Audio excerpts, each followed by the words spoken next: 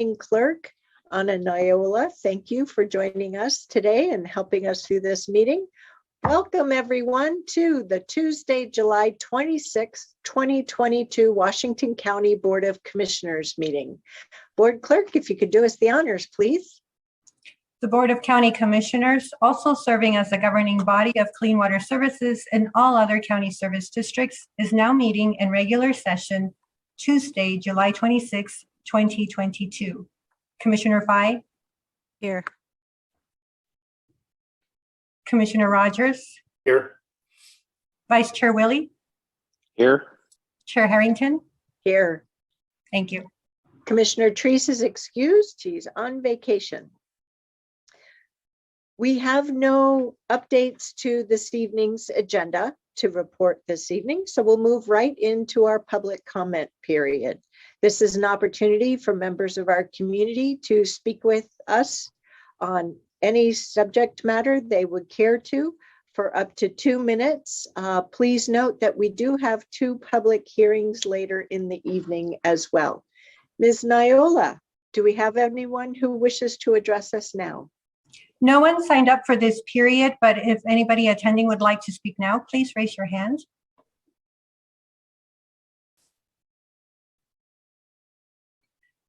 I see the people that are raising their hand. Their topic is regarding one of the public hearings. Let's see. Sherry, can you unmute yourself, please? Okay. So I'm allowed to talk about it now and not wait till 7? It's okay? Oh, no, if this is concerning a public hearing, I didn't see you signed up. Oh, I didn't know what you meant. Okay. So wait till 7? Yes. Okay. Well, we may get to it before then. And that's it. So no one for this period. All right, thank you, Ms. Niola. Next, we'll move to adopt our consent agenda. This evening's consent agenda consists of 6 items. 2 items from Clean Water Services, 3 items from Land Use and Transportation, and 1 from County Administration. We have a motion from Commissioner Rogers. We have a second from Commissioner Feik. All those in favor of adopting today's consent agenda, please raise your hand. Thank you, commissioners. Any opposed? The motion carries unanimously 4-0. Next, we have a presentation regarding the Office of Equity, Inclusion, and Community Engagement, the quarterly report for the quarter of April 2022 through the end of June 2022. So I'd like to turn it over to Ms. Latricia Tillman, our Chief Equity Officer. Thank you. Okay, good evening, Chair Harrington and Board of Commissioners. It's nice to see you tonight, and I will be joined this evening by Amanda Garcia-Snell, Brianna Jackson, and Matt Craigie. All right. And I'm looking for the slides to come up. Great, thank you. So we are presenting on quarter 2, 2022, which is April through June. And if we go to the next slide, I can add a couple of contextual comments. So while change is constant over the course of human history, certain watershed moments or eras have pulled us as humans globally and as a nation either toward or away from the oppression of others or toward or away from the recognition of our shared humanity and equality. In the months since we presented last, many of us found ourselves in another watershed moment as it relates to equality as defined by gender, identity, racial identity, and class. None of the branches of government or governmental institutions nor our nation's constitution is infallible. And at every level of government, we're called to continuous improvement to create a more perfect union. And our country's commitment to equity requires us to always ask continuous improvement for whom? The 4th of July weekend, in which we saw murder, mass murder, and also the death of an unarmed Black man, we saw that juxtaposition between the value of a life of a mass murderer and an unarmed individual. And as we continue to consider how we can advance equity within our spheres of influence, we at OEICE, the Office of Equity, Inclusion, and Community Engagement, are also encouraging a consideration of intersectionality of identities.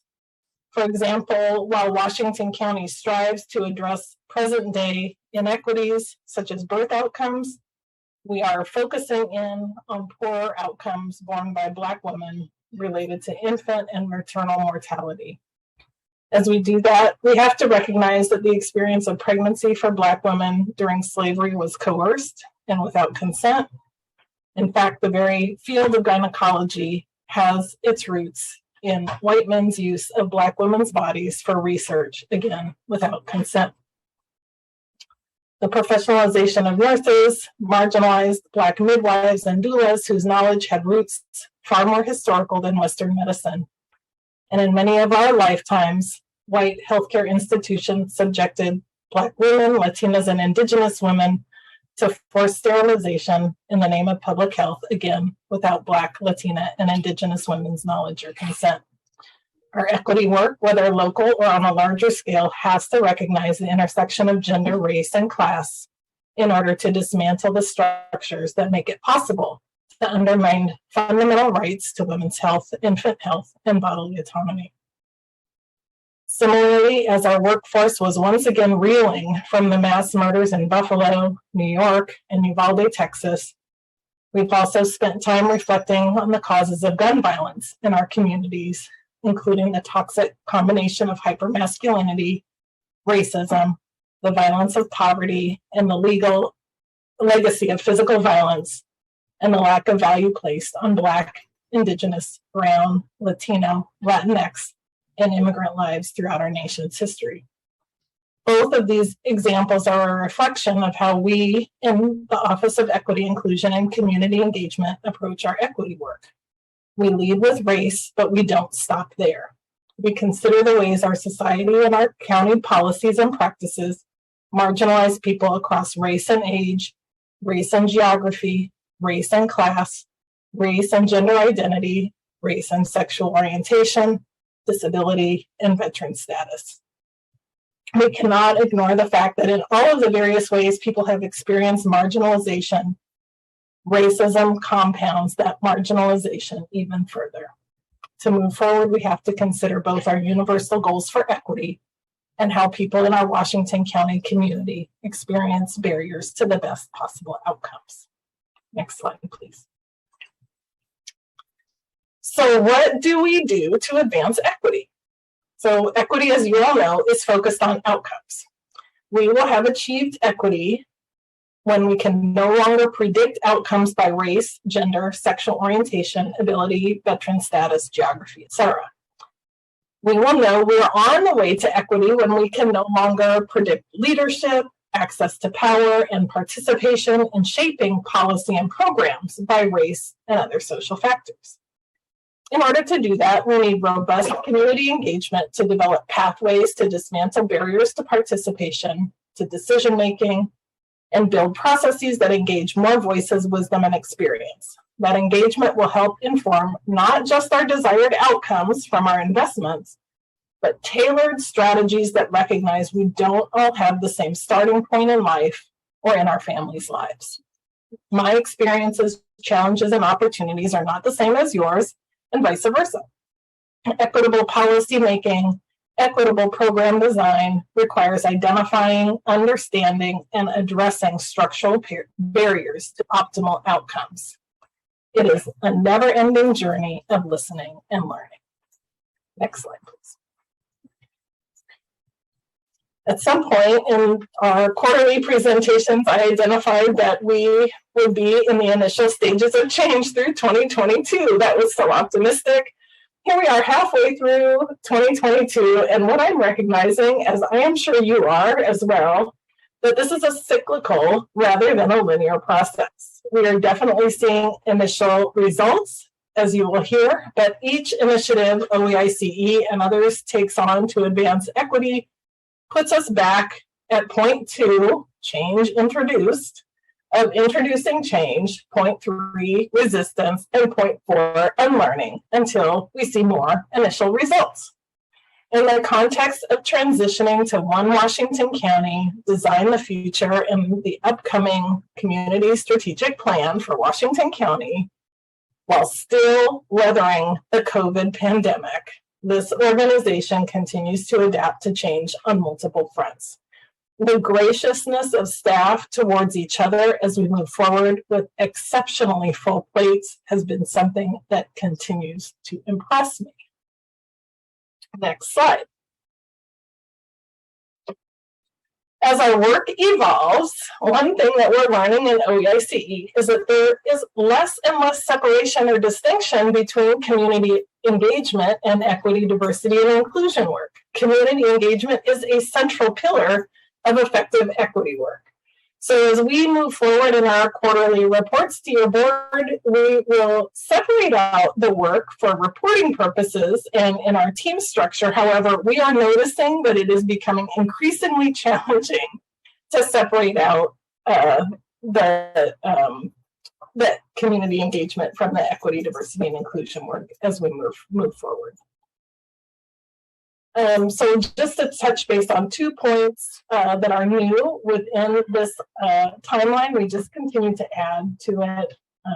April 2022, you all established the Advisory Council on Racial Equity, and we'll talk a little bit more about that. And then this past June, you adopted a budget that was informed for the first time by the Budget Equity Tool. So we thank you for your continued commitment to our equity journey. And at this point, I will turn it over to Amanda to talk about initiatives and accomplishments of the community engagement team over the past quarter. Thanks, Latricia. Good evening, Chair and Commissioners. As Latricia mentioned, I'm Amanda Garcia-Snell, and I'm here to share a bit of the latest work happening in community engagement. Sorry, Amanda. Vice Chair Willie has an urgent need. Sure.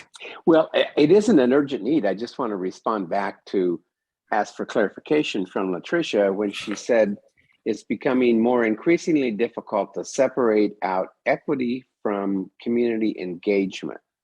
Did I hear that correctly, Latricia? And could you give me a little bit more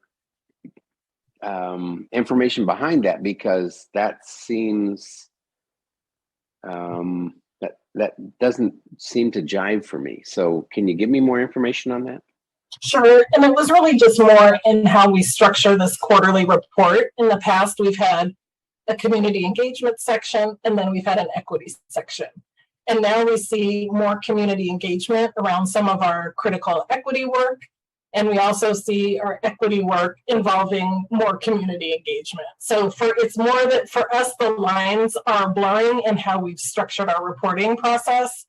And the lines blur somewhat in terms of how we do our work within our office, so that the community engagement team is often leading on equity work and our equity team is often doing community engagement. Okay, that makes perfect sense to me. I just misunderstood what you said there. So thank you very much for that clarification. And sorry, Amanda, I didn't mean to get in front of you there. Oh, that's all right. Next slide, please. And next slide. So this slide is not new. It's one that we put into the presentation, but it is a representation of the various ways in which community can engage with you all and staff throughout the county. And so we just keep adding it, or continue to show it, because I think it really highlights that so much more than any one specific event. There are all these opportunities that people have to engage, and we're really working to, as Latricia mentioned, make those equitable. Next slide, please.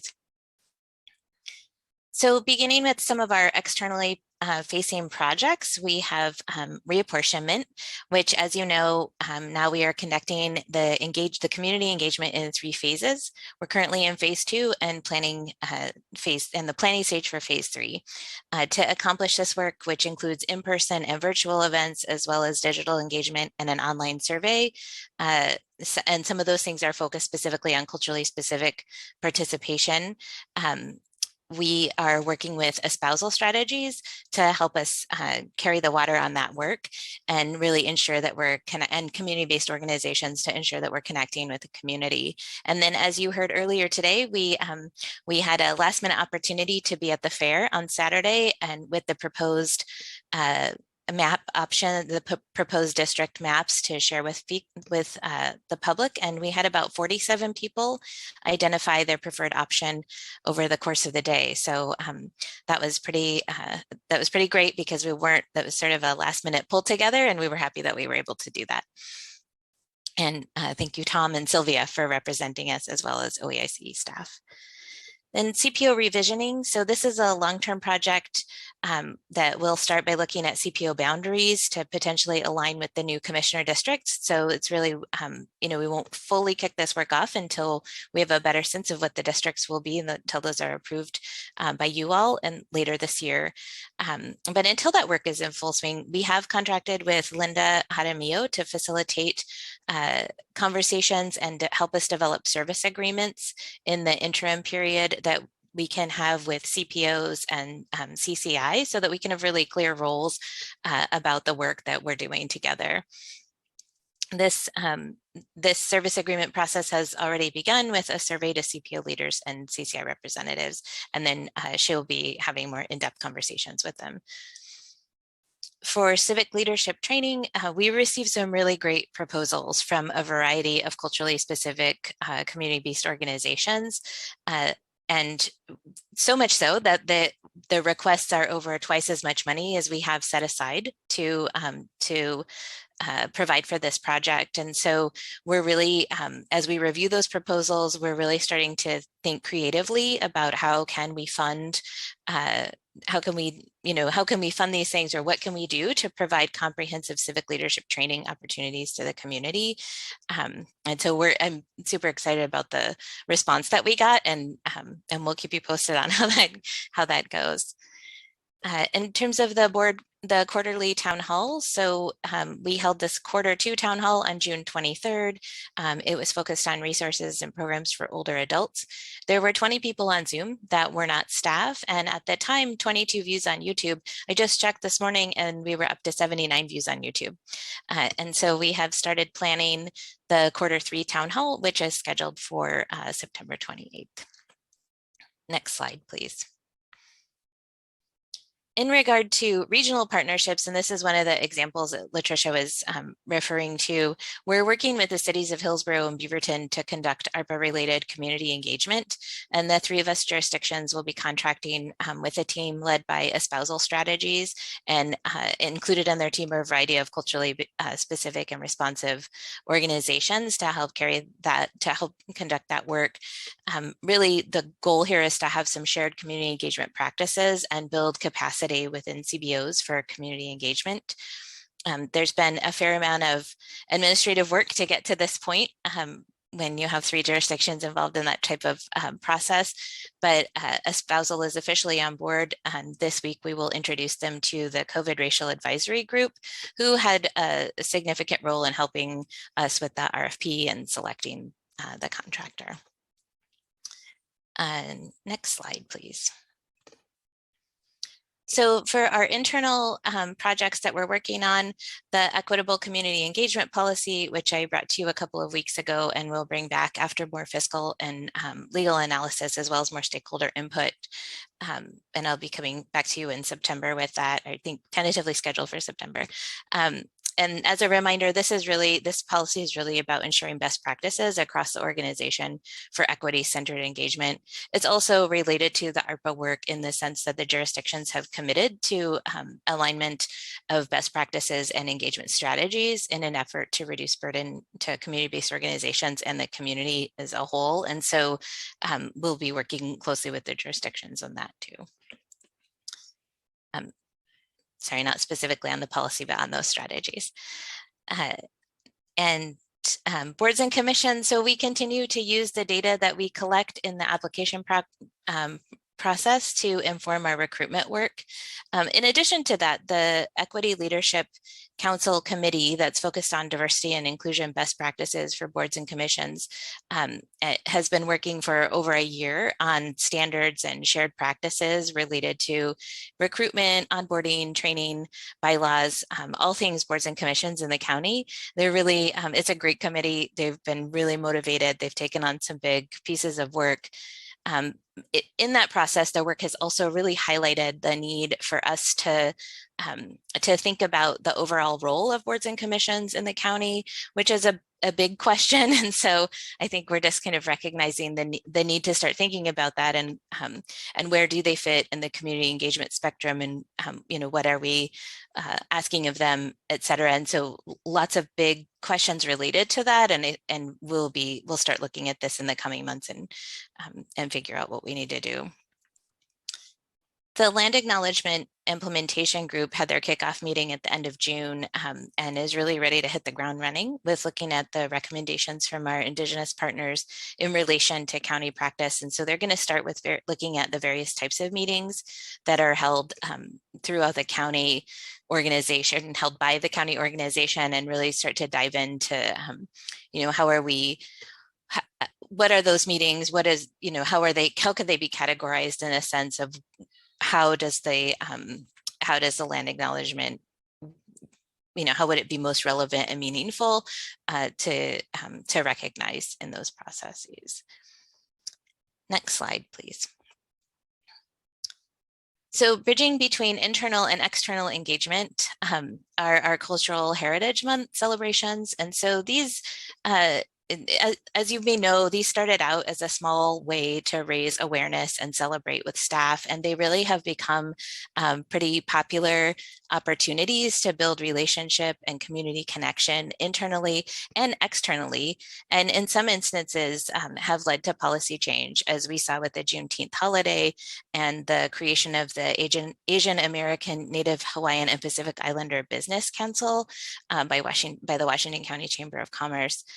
And I just noticed we're missing an H, so we can get that. We're an N, we're missing a letter there, so we can get that corrected.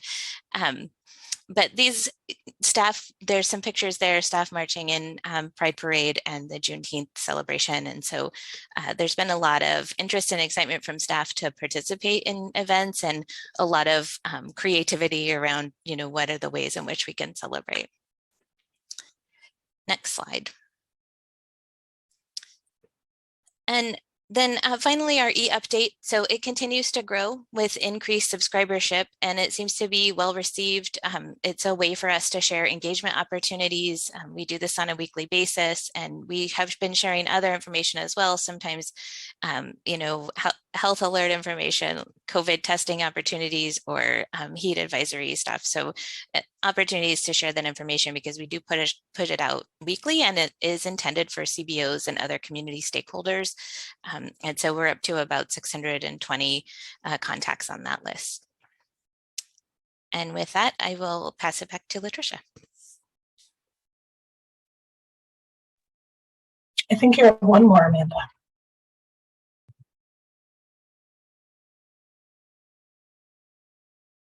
Oh yeah, Acre, most exciting.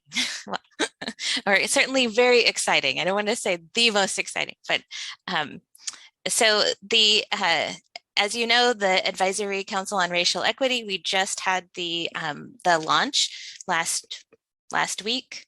If I'm getting my weeks are starting to blur together. So this is you all adopted the charter earlier this year, and then appointed members in June. We had a lot of folks interested in this, and of course, this has been a long time coming. One of the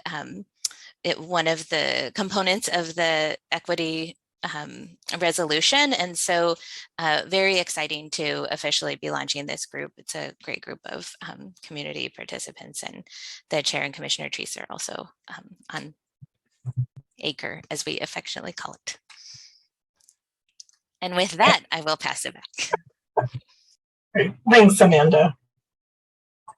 And thank you to all your team that's doing just an amazing amount of work, especially with one current vacancy that we're filling. So they're definitely shouldering quite a load on behalf of the county. So next slide, please.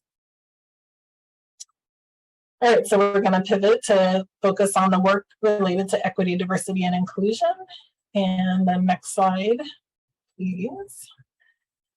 So as you know, we've been continuing to live into the equity resolution internally in Washington County with a development of our Equity Leadership Council committees. And you can see the 6 that are listed there on the right. They've been focused on development and implementation of equity, diversity, and inclusion strategies, standards, policies, and tools based on best and emerging best practices.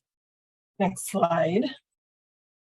They're currently in the late stages of membership recruitment to fill vacancies, either that have been created because people left the county or changed jobs or have work-life balance that they're trying to maintain. They've done quite a bit of work around all the charges within the 6 committees. We had a separate committee focused on limited English assistance policy implementation that we recently sunsetted and moved under the Civil Rights Compliance Committee. I'll talk a little bit more about that in a minute.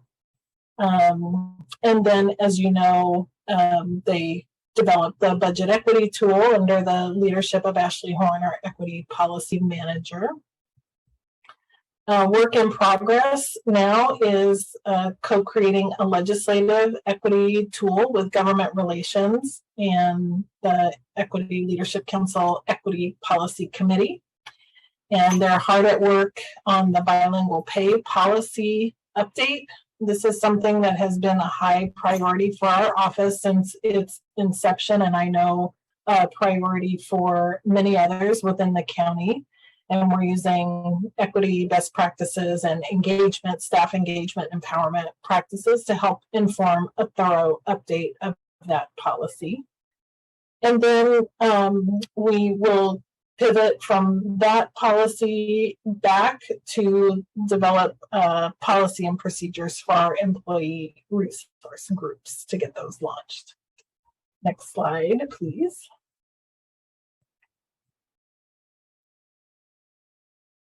Okay, so the limited English assistance policy was a policy that you adopted in late 2020. And we have been working really hard with our departmental partners to understand what currently is happening in terms of how departments are assuring interpretation support for our community members with limited English proficiency.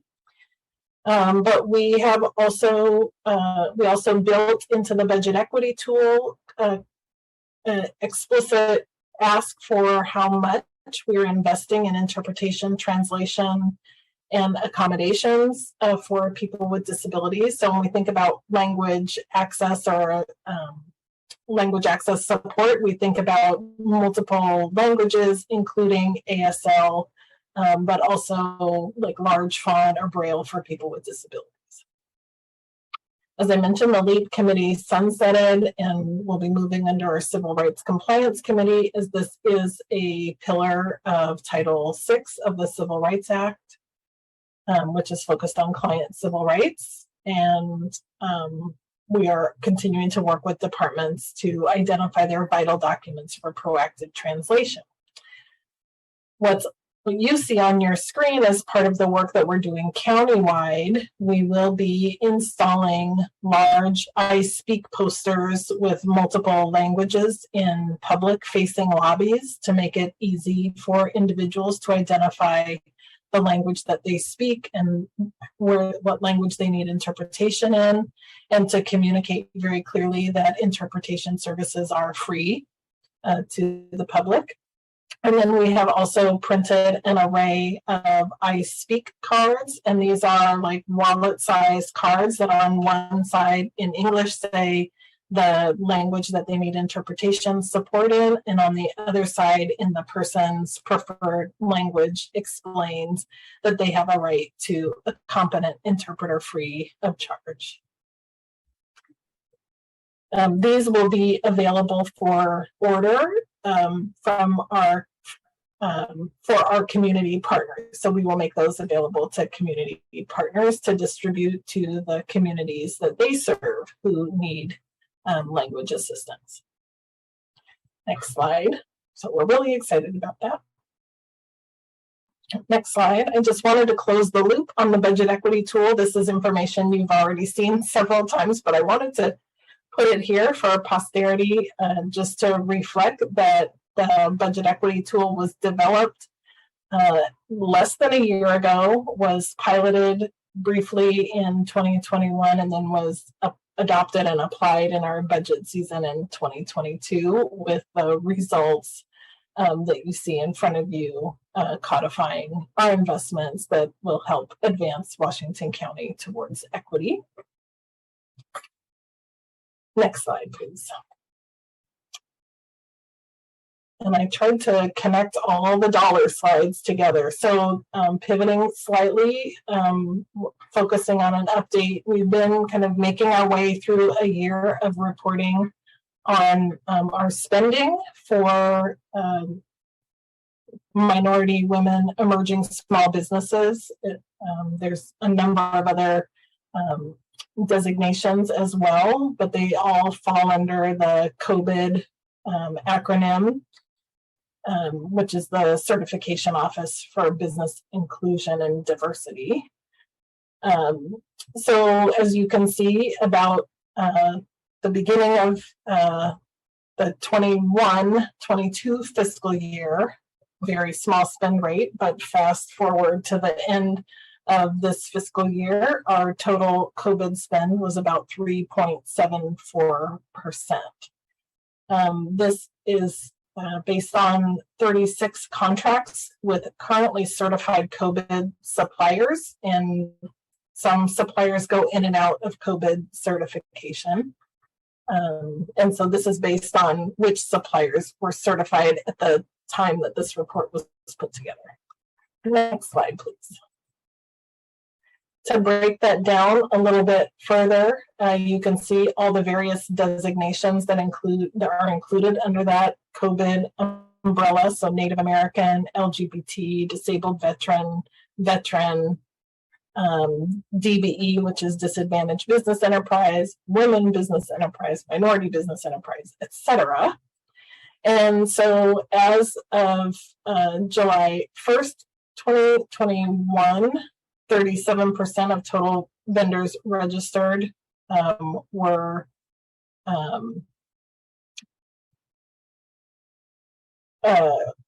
don't know what that's connected to. I apologize. I'm looking in my notes for that. 444 vendors have registered since July 1st, 2021. So that's 37% of our total vendors have registered since July. 20%, or 1 in 5, are certified MWESB suppliers, and greater than 50% are Oregon or local suppliers. And then we are seeing some registrations from nonprofits in the area.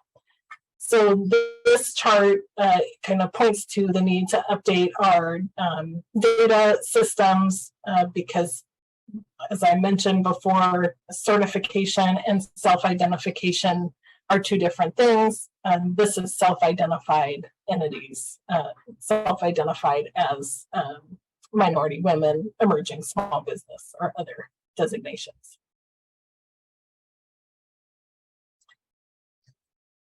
Okay. So what I want to do in the next slide is pass the mic over to Matt Craigie to talk a little bit more about our partnerships. And you'll be hearing from Matt Craigie, our Economic Development Manager, as well as Brianna Jackson, our Learning and Development Manager, because the work that we do in the Office of Equity, Inclusion, and Community Engagement really relies on partnerships across the organization. So as we go forward, we'll continue to build in updates from our partners within Washington County who can share a little bit about our work. And so with that, I will turn it over to Matt Craigie. Great, thank you, Latricia. I hope my fan isn't too loud here. It's a little warm in the home office. Yeah, so Latricia, I want to thank you for giving me the opportunity to say a few words here in OEICE's update. As your board will recall, Washington County's Economic Development Program is closely linked to OEICE's external engagement work. In fact, we've been looking for more and more opportunities to sync and align our efforts. In doing so, we aim to provide community partners with clearer and more transparent ways to connect with the county, build trust and relationships by making what is important to them important to us, and to help to focus investment in response to community needs. So here are just a few examples on this slide of the work that OEICE and economic development are addressing together. So in that first bullet point about sponsorships, the county has for a long time provided sponsorships for a variety of community organizations. We're now looking for opportunities to provide sponsorships to local organizations that further the goals of equitable economic development, including for organizations that support entrepreneurs and small businesses, small business development, train workers and provide career exposure, apprenticeships and learning opportunities for youth, provide technical assistance in businesses for businesses at all stages of the business cycle, and also importantly, and as highlighted in Latricia's past couple of slides, increase supplier diversity here at the county. So these two examples that we have on this slide are OWAMI's youth conference, that's Oregon Association of Minority Entrepreneurs Youth Conference, we're sponsoring them, and a couple of Business Diversity Institute programs, so BDI's programs. OWAMI's youth conference focuses on minority youth, providing them with opportunities to connect and learn from experienced mentors. The conference provides youth training on topics such as business development and entrepreneurship, basics in personal and business financing, and basics in marketing and sales. Business Diversity Institute is an organization that provides training to minority-owned and women-owned local businesses.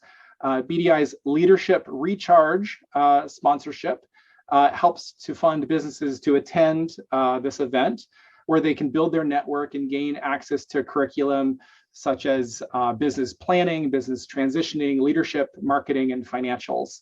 BDI's Minority Enterprise Development Week, MED, provides workshops for industry-relevant education to small business owners and their partners. The second example that we have on the slide here for you this evening is a collaboration between OEICE, Economic Development, and this is demonstrated in the Calle 10 partnership. So community discussions about the Bridge Shelter, which sits on 10th Avenue in Hillsborough, also known as Calle 10 in Spanish, led to deeper discussion within community about what the primarily Latina-owned businesses along the street want to see and need to thrive in their area. So OEICE and economic development help to support the Latino Policy Council, the city of Hillsborough, and other partners to identify collaborative solutions to issues with safety, security, and waste cleanup. So with a grant from the county and substantial investment from the city of Hillsborough, this benefits to the county is underway right now, and we'll be coming back at a later point to report back on more of that work. So these are just a couple of examples of how OEICE and economic development staff are working together. We see a lot of opportunity for continued alignment, and staff from both groups keep in close contact regarding ongoing efforts and potential future collaborations. So thank you, and I think I'm turning it back to you, Latricia, is that right? You can turn it to me, and then I'll pass the ball to Brianna, and we can go to the next slide. Thank you so much. I'm Brianna Jackson, the Learning and Development Program Manager, and really excited to share a few updates regarding learning in partnership with the Office of Equity, Inclusion, and Community Engagement. So the leadership or the Equity Leadership Council Training Committee started this calendar year in support of the 21-day Racial Equity Habit Building Challenge led by OEICE. This challenge laid the foundation for additional challenges to follow, including the Pride Month Challenge led by the LGBTQ Celebration Committee last month, and the Trauma Informed Care Challenge hosted by Behavioral Health and Developmental Disabilities Divisions happening right now. The training committee is continuing to research additional learning topics such as microaggressions, environmental and social justice, and active allyship in the workplace, just to name a few. So we're really excited about being able to move forward with additional opportunities of learning for our staff in a way that is accessible in many, many different forms. Additional learning opportunities that we've hosted are as follows. The trauma-informed return to work learning opportunities. One was how to focus on people leaders, and the other a focus for individual contributors. Both of those opportunities were led by Erin Fairchild of Collective Action Consulting. Additionally, Basic Rights Oregon's LGBTQIA2S+ workplace affirmation and inclusion training, which was filled to capacity in June and will now have a second session to support the demand of our employees. And most recently, the Mainstreaming of Anti-Semitism in America Lunch and Learn workshop by Bob Hornstein, Director of Community Relations and Public Affairs of the Jewish Federation of Greater Portland. This opportunity was in response to a community request, and we are grateful for Commissioner Nafisa Faye and her staff, Brenda Lynn Bartlett, for making the connection between OEICE and Mr. Hornstein. It was an incredible event, and we have the video, so we're really excited to continue offering that as an opportunity for our employees to learn.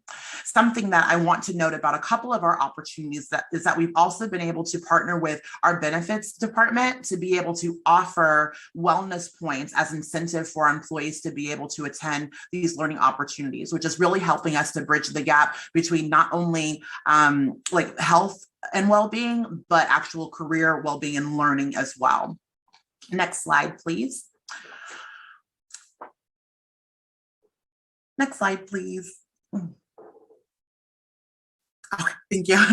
So I want to lift up the discrimination, harassment, and retaliation-free workplace policy training with great enthusiasm. So between mid-April and mid-June, Learning and Development, in partnership with OEICE, launched a campaign to bring our employees compliant with Washington County Administrative Policy 301, titled Workplace Discrimination, Harassment, Sexual Assault, and Retaliation Prevention, and a related procedural policy 301A. I'm happy to report that 98% of our people leaders, 80% of our individual contributors, and each one of our board members were trained in roughly 7 weeks. And this was a live 2-hour training that took people away from their standard work to be able to learn this particular information. This training will be an annual requirement for all employees, and we are currently finalizing a contract with the trainer to continue to support employees who are outstanding and new staff as they are hired. We also look forward to expanding the focus of this training to include the Americans with Disabilities Act and client civil rights. And I just want to say that we also did a survey with this particular training and received incredible feedback from many people who thought that the training was well executed, that the communication was helpful to them to be able to get into the training, and the support that they received to ensure that they were able to have the time away from their desks to be able to do this training was adequate. So I'm really excited about the things that we're doing in partnership with OEICE and look forward to continuing that partnership. And I will turn the floor back over to Latricia. Thank you for having me.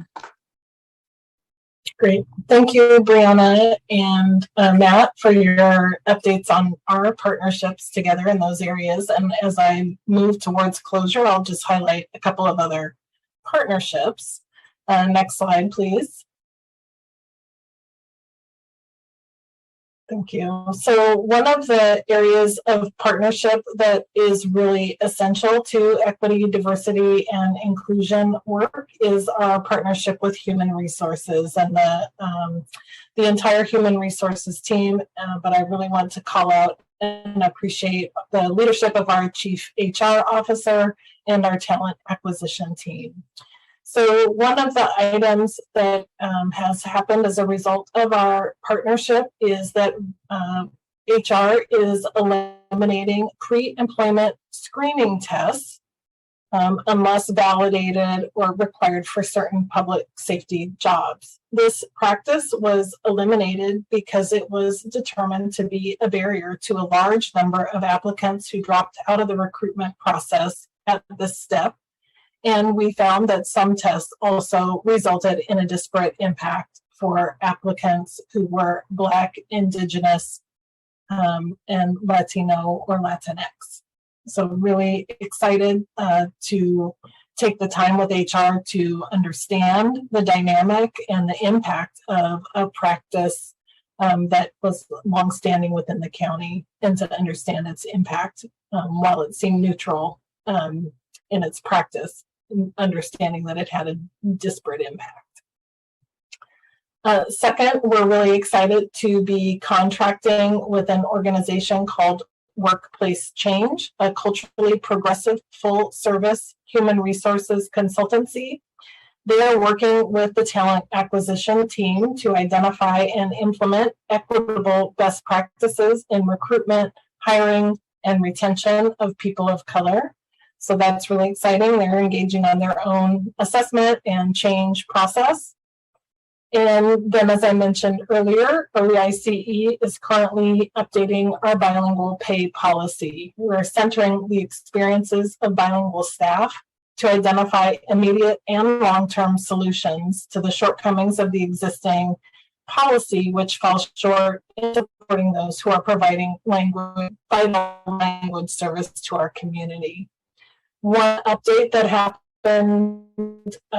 in the fall of 2020 is that the talent acquisition team, again, changed the bilingual proficiency testing company to Language Testing International due to the disparate impact the past tests had on native Spanish speakers. The switch to LTI has proven to be both more efficient and a better testing process. Next slide, please. We continue to partner with the housing department. As you know, 2 of our staff people within OEICE are dedicated 100% of the time to support the work of supportive housing services. And a few highlights of their work is one, there was a 3-day event in April that was a housing access fair that had approximately 160 attendees. The goal of that fair was to remove barriers that homeless people face when trying to access housing. They provided language support and accommodations for individuals with disabilities, and as a result, all of the available housing slots were filled. And there were additional supports such as meals being provided and clothing items such as shoes being purchased in support of our houseless neighbors. There was also some shelter siting engagements in partnership with Hillsborough and Beaverton, again, working across our jurisdictions to build equity into our housing decisions as it relates to siting. And you all received an update about our equitable siting policy. And then lastly, through a partnership with Sunrise Church, which was established as a hub for community donations, there's a partnership now with faith-based communities launching a donation drive in support of future supportive housing services placement. And so far, 54 welcome home kits have been provided for the Aloha Inn, which is opening in this fall or winter. Next slide, please. This is my final slide. As I mentioned, our equity work is about outcomes. And so we need data to understand where we have gaps in our outcomes. And in order to have data, to understand our gaps, we need data systems and infrastructure, as well as supportive policies that support the standardized collection and analysis, particularly of demographic data. So our Equity Leadership Committee, Equity Leadership Council, Equity Data Committee has conducted an initial analysis of Washington County's data infrastructure and systems and found gaps and inconsistencies, as well as areas needing improvement in the types of demographic data collected, how it's collected, whether it's shareable, etc. As an example, some data systems collect Hispanic Latino as a race, and some data systems collect Hispanic Latino as an ethnicity separate from race. And that makes it challenging to do any kind of cross comparison between those data systems. So the Equity Data Committee identified a need for a more comprehensive analysis, and the Office of Equity, Inclusion, and Community Engagement has been working with our ARPA team to design a countywide equity data assessment. And we launched that RFP in May and received 5 successful proposals in June. And we have since reviewed those proposals and have identified the opportunity to move forward with interviews with proposers before we move into the final contractor selection.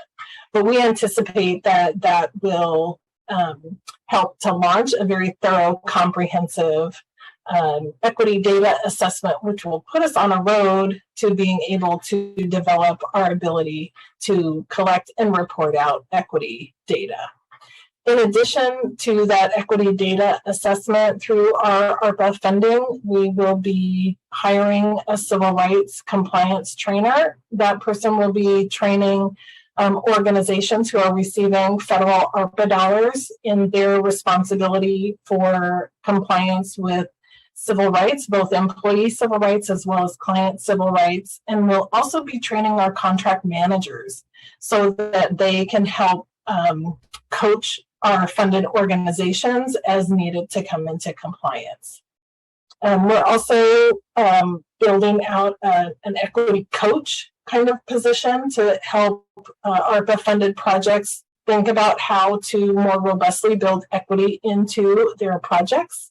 And then, as Amanda mentioned during her section, and back to my comment about what fits in our equity bucket and what fits in our community engagement bucket, we are using our ARPA dollars to support the multi-jurisdictional community engagement project. So it all comes full circle in the connection between equity, diversity, and inclusion work and our community engagement work. So as we transition to the next slide, I just want to again thank the board for your support for our work, for the commitments you've made in ARPA investments in equity, and again with just deep gratitude for all of our partners across Washington County and our beloved Office of Equity, Inclusion, and Community Engagement team. So thank you very much, and I'll turn it back over to you, Madam Chair, for any questions the board may have. Thank you, Ms. Tillman, Ms. Garcia-Snell, Ms. Jackson, and Mr. Craigie. Commissioners, do you have any questions or thoughts for our team? Go ahead, Commissioner Rogers. Whoops, you're on mute, sir. Am I not? No, I think I'm off. Thank you for telling me, though. Buttons clicking and unclicking don't always work as well as we would like them to. Just some general comment and question of you, Tanya. One, pleased to see the work that's being done in particularly Matt Craigie's area. My work on WSI, we're always looking to see if we can't engage communities who just don't have access to services. So I like that, Matt, a bunch. I'm talking to Tanya, but I see you nodding and I agree. The body of work is pretty stunning, what we've done.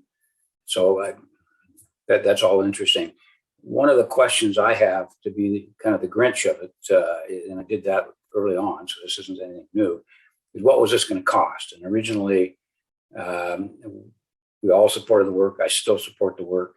But I always like to wrap, I think it's an occupational hazard being an accountant, I like to wrap my head around costs so I know what's going on. I've heard of a couple of new positions tonight. I've heard of several new contracts. Originally, we were going to have one person, the board on a majority vote said, no, we're going to have 5. That was great. We are where we're at.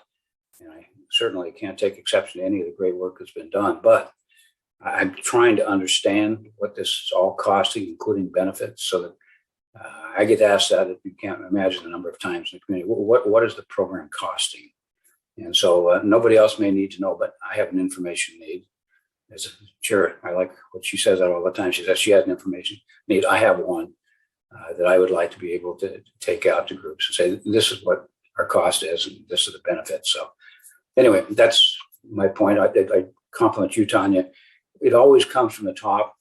People don't think that, but it's true. The tone's at the top, and you've been able to accomplish this through folks. And so I congratulate you on that.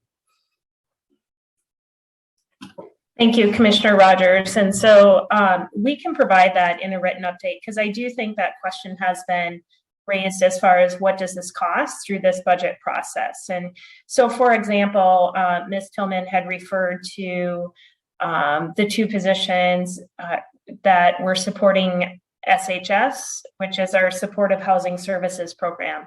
Those positions are funded by the Supportive Housing Services measure.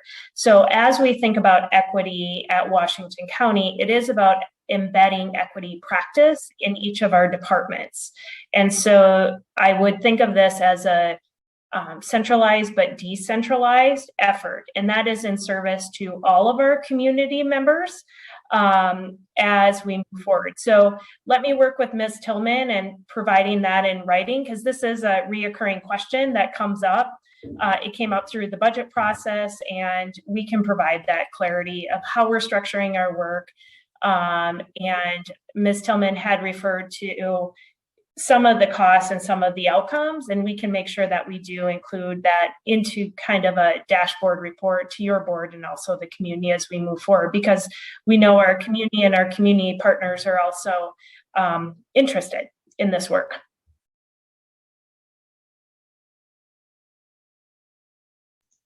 Any other commissioner questions or comments?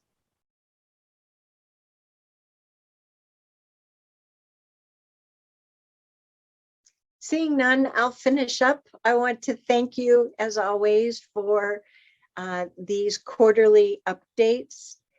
It helps us be mindful of how we are doing a better job of serving our community and addressing their needs.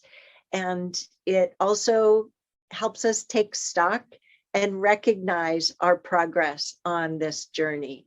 So thank you so much, team, for being with us this evening.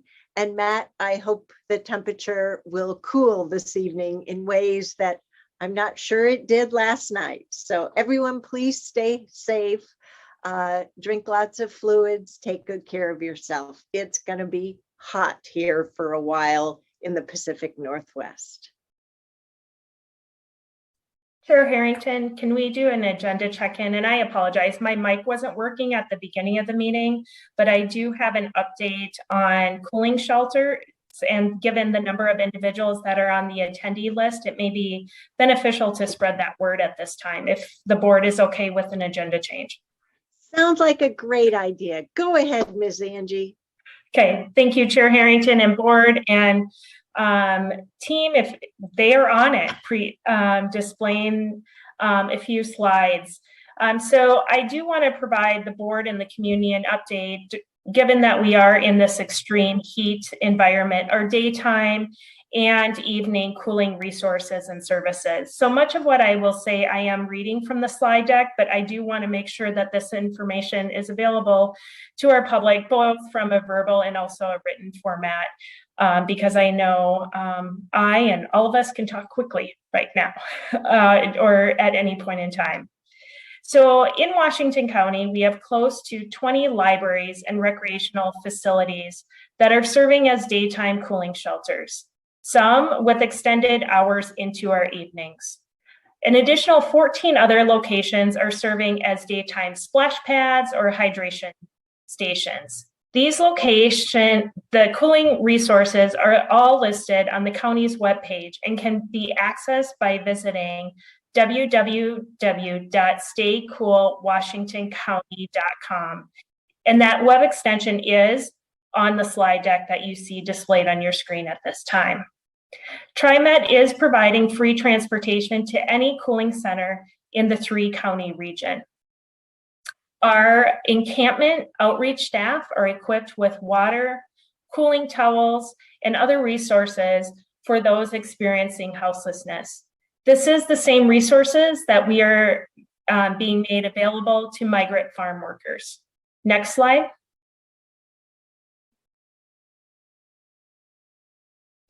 So now we're transitioning into overnight shelters, and this is really timely information because our first overnight shelter for this extreme event did open at 7 p.m. tonight. Due to severe weather conditions, Washington County has activated inclement weather shelters that will provide emergency shelter capacity to ensure no one seeking shelter is turned away. These shelters will provide relief from extreme heat and access to air conditioning. To access these shelter beds, interested individuals can walk up to one of the locations listed below. So for this evening, that includes the Salvation Army building, and the address is listed as on the slide displayed. And this shelter is open as of 7 p.m. this evening. And it is accessible via TriMet route number 57. Starting tomorrow, this shelter, along with Beaverton Community Center, will be open, and the Beaverton Community Center is accessible via TriMet route numbers 52, 76, and 78. Shelters remain open 24 hours throughout the severe weather event. Meals are provided for guests, no one will be turned away, and pets are okay. For our guests, please be prepared to work with shelter staff and how to accommodate your pets at these shelter locations. I do want to extend significant appreciation to our Washington County staff and our partners to not only ensuring that these shelter locations are available during this event, but that we are looking at our year-round inclement weather events and ensuring that there's shelter available for our community members. Next slide, please. And so I do want to leave with just a general community message from our public health division. Our public health division continues to ask that we do a neighbor check-in with one another, especially older adults and anyone who might have a health condition that could put them at a higher risk for heat-related illness. Members of the public worried about a friend, family member, or neighbor who they can't get in touch with are asked to call non-emergency dispatch at 503-629-0111 to request a welfare check. And so that number, if you're interested, is displayed on the screen at this time. And currently our staff are pushing out these messages through our social media networks and also public information. And that concludes my update. Thank you, Chair and Board, for allowing me this opportunity prior to resuming the rest of the evening's business. Thank you, Ms. Angie. Appreciate all the work that's gone into this. Next on our agenda this evening, we have 2 public hearings. The first one is related to a transportation matter. So first, I would like to ask for a motion to read ordinance number 882, engrossment A, by title only. We have a motion from Commissioner Rogers, a second from Vice Chair Willie. All those in favor, please vote by raising your hand. Thank you, commissioners. Any opposed? The motion carries unanimously 4-0. Mr. Carr, if you could do us the honors, please. Thank you, Chair Harrington. A, engrossed ordinance number 882, an ordinance amending the transportation system plan element of the comprehensive plan relating to an extension of Tile Flat Road. This is engrossment hearing number 1. Thank you, sir. And I'd like to turn it over to Mr. Stephen Roberts, our Director of Land Use and Transportation here at Washington County, to see if there is a staff report first. Thank you, Madam Chair. Yes, there is a staff report. Erin Wardell is our principal planner for transportation planning. She's going to walk through the staff report. I'll be here as well, along with Andy Back, our Planning and Development Services Manager, for questions or discussion after the presentation. Thank you. Thank you, Stephen. Can we go to the next slide? This slide shows an overview of the presentation we have planned for today. First of all, I should mention that the board directed engrossment at the hearing on March 1st. So it's been about 5 months since we talked about this ordinance. And so we're going to start with a review of the tile flat extension planning. We will then review public outreach and some of the recent community comments that we've heard through some engagement. And then we'll be reviewing prior public hearings and the engrossment amendments before we get to our staff recommendation at the end. Next slide, please. The tile flat road extension was initially identified as a part of the planning work that the city of Beaverton conducted for Cooper Mountain. They were specifically evaluating the South Cooper Mountain area as a part of it coming into the urban growth boundary, but they expanded their planning to include Middle, North Cooper, and some of the adjacent areas. So you can see in the graphic shown, which is from Beaverton's planning documents, this extension down in the southern part of that map. Shortly after Beaverton completed that planning effort, Washington County conducted the Transportation Future Study, which was an opportunity to take a very long-range 50-year look at our transportation system. And as a part of that work, we engaged extensively with a number of residents who live on Cooper Mountain, part of the Save 175th neighborhood group. And those neighbors brought up the need for an all-weather redundant network around the Cooper Mountain area that they call the Around the Mountains solution. And they had identified through their own work the need for the Tile Flat Road extension, as well as the Cornelius Pass Road extension, which you'll be reviewing in Ordinance 883 at an October hearing. So as a result of that community's involvement, the board added to the long-range planning work program, the Cooper Mountain Transportation Study. And that was an opportunity for us to do a detailed technical analysis of transportation solutions for the Cooper Mountain area. We then moved into the Urban Reserves Transportation Study, which took a broader look at the growth that we expect to happen within our urban reserves areas over about the next 40 years and our transportation system needs that will result from that. The Tile Flat Road extension has since been included in the River Terrace 2.0 plan that the City of Tigard prepared as a part of requesting Metro to add the River Terrace 2.0 area to the urban growth boundary. And it is referenced in Ordinance number 879, the Tigard Urban Planning Area Agreement. Next slide.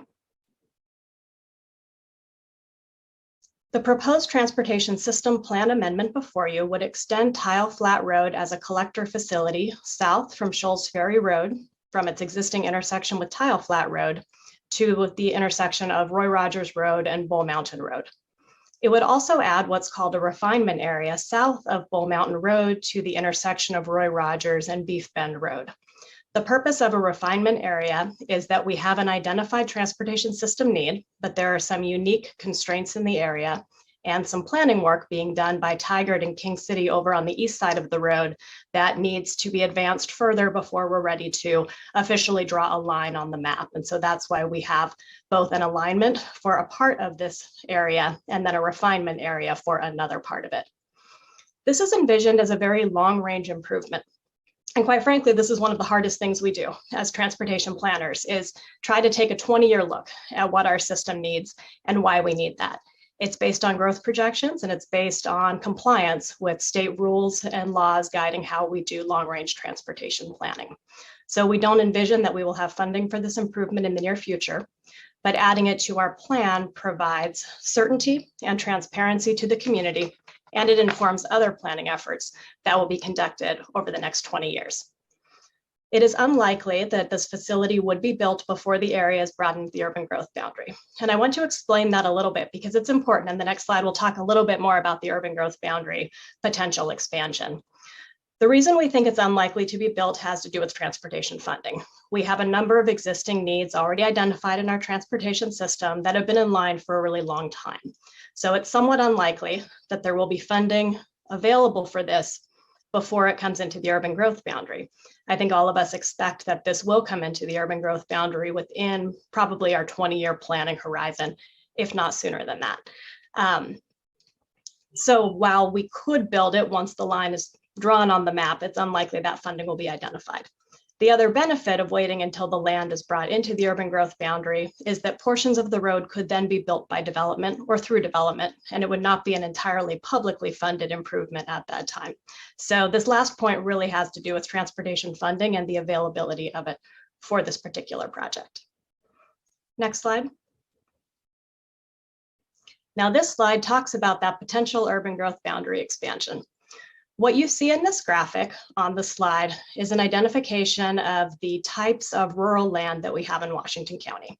We have rural land designated as urban reserve, rural land designated as rural reserve, and then rural land that has no reserve designation. So when we talk about urban growth boundary expansions in Washington County, land that is blue is eligible to be added to the urban growth boundary once a city prepares a concept plan and requests Portland Metro to add it to the urban growth boundary. Then Portland Metro goes through the process of making the decision to expand the urban growth boundary. It's not a decision that can be made by Washington County. We're somewhat reactionary when it comes to urban growth boundary expansions because the county board is not the decision maker on this. Additionally, the land that is rural, no reserve, can be added to the urban growth boundary at some point in the future when 75% of our original reserves have been added to the urban growth boundary. We're only at about 40% right now, a little bit under 40%. So we still have a ways to go before these rural, no reserve or undesignated areas can be included. So in 2021, the city of Tigard requested Metro to add the urban reserve area, identified in blue on this map, to our regional urban growth boundary.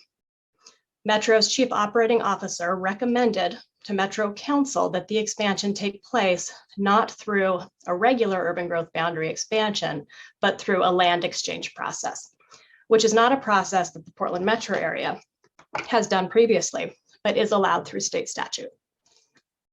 Metro Council has not yet made that decision. We believe they will make that decision later this year or consider making it later this year, but we don't have a definitive timeline. It's important to note that our planning work and identification of the need for this collector facility happened before the urban growth boundary expansion request was made. It's somewhat difficult at this point to have a conversation with the community explaining that because a lot of the community concerns we're hearing have more to do with the urban growth boundary expansion, which is again a different decision-making process happening at the same time. Next slide, please. So this slide summarizes the public outreach that we have done as part of all of these various planning studies. And the staff reports prepared for the Planning Commission and the previous board hearings had detailed explanations of some of the engagement that we had done as a part of this. So through all these planning studies, the South Cooper Mountain planning effort, River Terrace and River Terrace 2.0 planning with the city of Tigard, as well as our own Cooper Mountain transportation study and urban reserves transportation study, we had engagement with community members living in this area, as well as through our organizations such as our CPOs and the Beaverton neighborhood associations. As a part of filing the ordinance, we went through our statutory required notification process. Additionally, we provided supplemental notification to potentially affected property owners and offered virtual question and answer sessions. The first of those took place in the fall, shortly after we had filed the ordinance. The second one took place just a few weeks ago. And as a part of that second Q&A session, we expanded the number of property owners who we mailed the notification to. We expanded it into the rural reserve area to property owners who take access off of some of the rural roads that could potentially have a future intersection with the Tile Flat Road extension, while the rural reserve area itself will not be brought into the urban growth boundary or directly impacted by this road alignment. Given their proximity to it, we thought it made sense to invite them to that. So we had about 16 community members join us for that second listening session. I should say we had 16 unique logins in Zoom. It's hard to say how many people were actually there for that meeting. And we had a very good conversation. A lot of the points that were brought up at that meeting echoed the concerns that we had heard at the previous hearings, as well as through outreach that we've done for this ordinance through time. Those can be summarized as concerns over the environmental impact of the new road, our determination of the fact that we need the road for connectivity, questions about the technical analysis that led us to determine that, questions about the timing and the funding that would be available for this road and when they can expect to see it done. Questions about the process of taking an exception to statewide rules and why it's allowed in these unique circumstances in urban reserve and rural undesignated areas.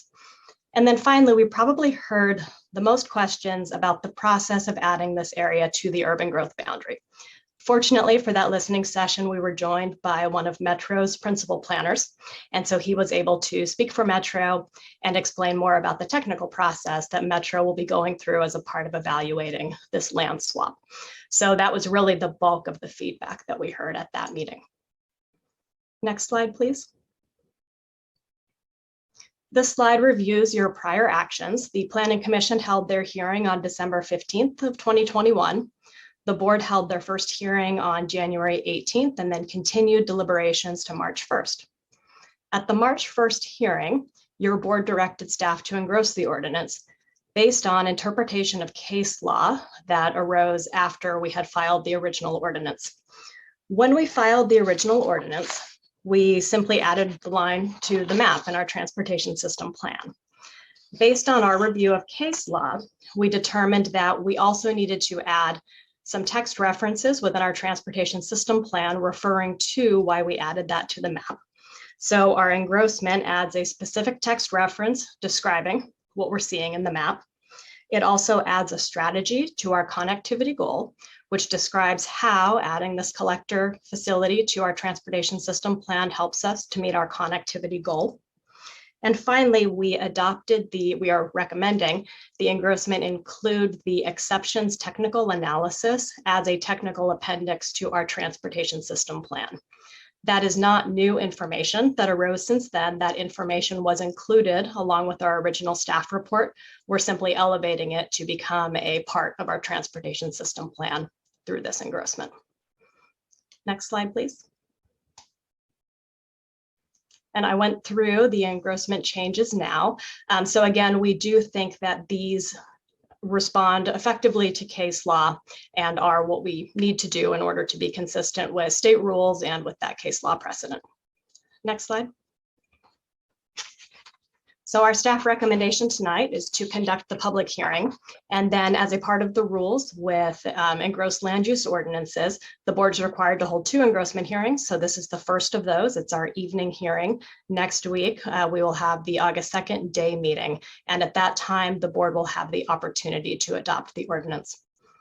And I think that is our last slide. Thank you. Commissioners, do you have any questions on this staff report at this time? Commissioner Fye, that includes you. You're off camera, so no questions at this time. Okay, I have a question though. Didn't want to step in front of any of my colleagues. I'm confused about one thing. If we could go back to slide 8, please. So this summary, So this, thank you for summarizing in general the engrossment changes. What I struggle with is that, let me start with, I did not re-review the presentation from when we did the engrossment 5 months ago. I didn't do that at all. So I may just not remember something. Back on slide 4, if I could, I remembered, the slide, really focusing on the tile flat road. Thank you. This is the slide I was hoping for. My problem is this bullet about adding a refinement area south of Bull Mountain. Oh, right.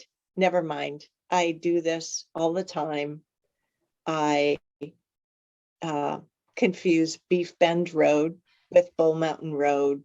And earlier I was thinking Bull Mountain, even though I was seeing the label Beef Bend, like, why are we taking this whole big refinement area when the road, general road alignment is way up there? You are not the only person who confuses those two roads. Thank you. I answered my own question. I'm sorry I took up everyone's time. All righty. Seeing no further questions from commissioners, including myself, I'd like to open a public hearing. And this is where I need to turn to our board clerk and see who we have signed up and who else might wish to speak. So Ms. Niola, if you could please. We have several people aligned. So the first one is Andy Hagen. Andy, could you unmute, please? Can you hear me? Yes. Thank you for hosting us and allowing us to speak today. I appreciate it, and for all your time from everybody. My name is Andy Haugen. I'm also the CPO 10 chair, and I just am kind of representing a lot of people that live in the area, as well as myself that have a few comments. I sent written testimony in earlier, so maybe you had a chance to review that already, but I'm just going to kind of highlight a few of the main points that I also submitted by written testimony. I believe this ordinance is not a great idea for Washington County because I think it creates more issues than it resolves. By seeking statewide land use planning exemptions in rural and forest lands, it promotes a dangerous precedent to land use laws which are in place for a variety of reasons. If adopted, soon more exemptions and rezoning will follow until the land use laws and regulations could be rendered useless. I was looking in the EC report for the Board of Commissioners staff report in attachment A for all three possible routes of A, B, and C for the proposed extension, where almost all the categories for economic, social, environmental, and energy were slightly negative or neutral, when not a lot of positive aspects for that. This alone would show the road would have little positive impact. Many citizens of Washington County do not want this extension. Not one person that gave testimony at the Planning Commission was in favor of it, and that also originally failed back in December. And there's no transit opportunities. It's expensive. It doesn't correlate, I believe, with the county climate goals. And more desired improvements were on Tile Flat Road that were rejected last year by the Bearden City Council. And I think roads that already exist should be improved upon rather than adding new roads. Thank you. Thank you. Next is Tanya Steele. Tanya, can you please unmute? Yes, hello, good evening. Can you hear me? Yes. Yes, hello, good evening. It's very nice to meet all of you. This is my first chance to attend one of these. I unfortunately did not receive notification of some of the earlier meetings, the July 13th or the October 25th meetings. I'm the owner of Lone Owl Farm at 18900 Southwest Shoals Ferry Road. My property is the 26 acres that Tile Flat Road would bisect in order to connect. When we purchased this farm in 2011, it showed on the map as rural reserve. A few years ago, it suddenly, with no notification to me, showed up as undesignated, which in the newest document now says rural no reserve. Very recently, a dedicated turn lane and a turn signal into my property has also appeared. So sort of to a lay person, it's very confusing how this process is working, what's happening. My children and I have been working for the last 11 years to rehab this farm. It's a Christmas tree farm. It's coming up on 100 years as a farm. We sell Christmas trees every year. We have thousands of customers that come. We sell pre-cut, U-cut. We love to engage with the community, and we're very afraid that this road is going to, again, probably destroy or severely impact most of our business and drastically change our farm. My farm is 40 acres. This again will bisect 26 of those. We'll make a very large portion inaccessible for farming, and there's a lot of growth around us, and in some ways it's very sad to see this happen. It's a very beautiful place, a beautiful area, and we very much would like to, I think, see the road not go through and destroy this farm. So thank you for your time. If you have any questions, I'm very open to taking those. Thank you. Thank you. Next is Lily Stone. Lily, can you please unmute?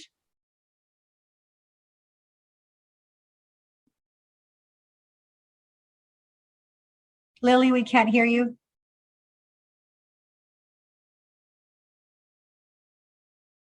It looks like your mic's unmuted. Can you hear me? Yes. Thank you. Commissioners, thank you for taking the time to hear comments this evening. From what I understand, the proposed changes to the TSP are largely to accommodate the River Terrace 2.0 plan. And that is why Washington County is looking to include the road and potential intersection in this TSP. The River Terrace 2.0 plan involves swapping land outside of the urban growth boundary that connects forests, streams, and farms with property that has been already flagged for development for some time. This plan has not been approved by Metro. If this new roadway is to service River Terrace 2.0, it doesn't make sense to include it in the TSP at this time, especially when Shoals Ferry has already seen significant expansion, and these projects will impact sensitive ecosystems. If the TSP is used to help identify projects to fund, I'd argue that the developers of the River Terrace 2.0 project should be paying for this change and not necessarily taxpayers. Also, it is important to consider current economic conditions. According to the Bureau of Labor Statistics, in June, inflation was up 9.1%, which is the largest rate increase we've seen in 40 years.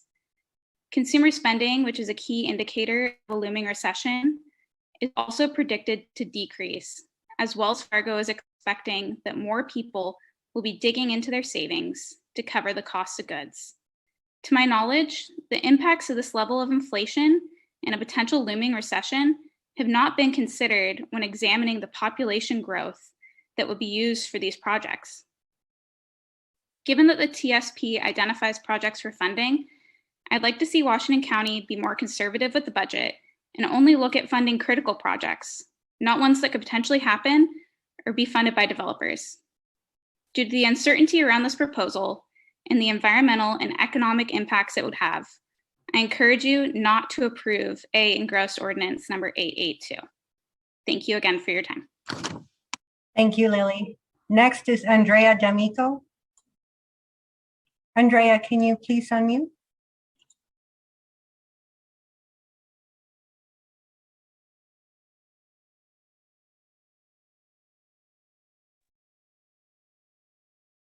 Andrea, are you there? Can you hear me now? Yes. Hi. I would like to address the creeks that feed into the Tualatin River that will be affected if the Tile Flat Road extension is approved. Organizations have been cleaning up the Tualatin River for years, and the runoff of roads and bridges will contribute to sediment and silt that affect our waterways, causing erosion and pollutants, which deteriorate the water quality and the effect of wildlife in the area. Along the creek, we have beavers, nutria, deer, and elk now, and many others. We need to protect our waterways from being polluted for the natural wildlife. Changing the waterway doesn't only impact us environmentally, it also impacts our water table. In the past 2 years, our water table has risen, in which we have had to have our pumps of our wells raised, and this has never happened before in 100 years plus. I'm not opposed to change, but Shoals Ferry and Roy Rogers have already added lanes. I really don't see the advantage to extending Tile Flat.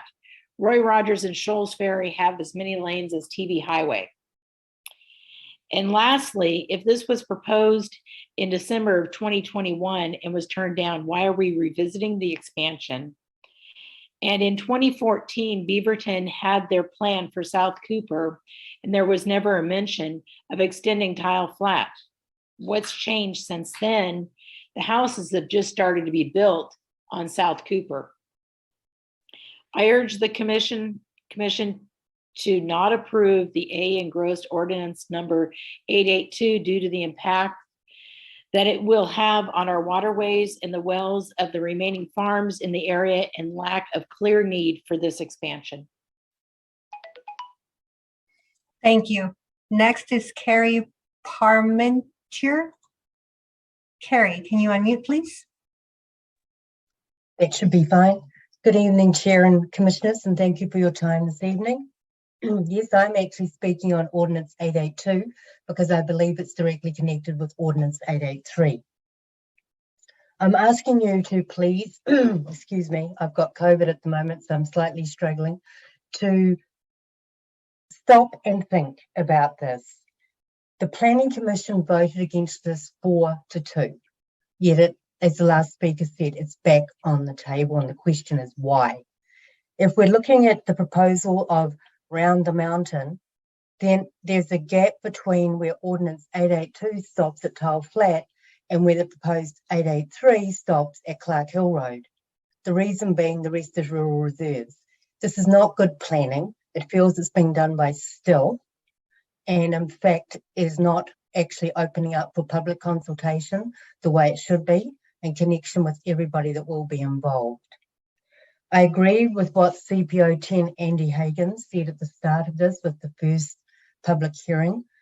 We've got existing roads. Let's focus on those.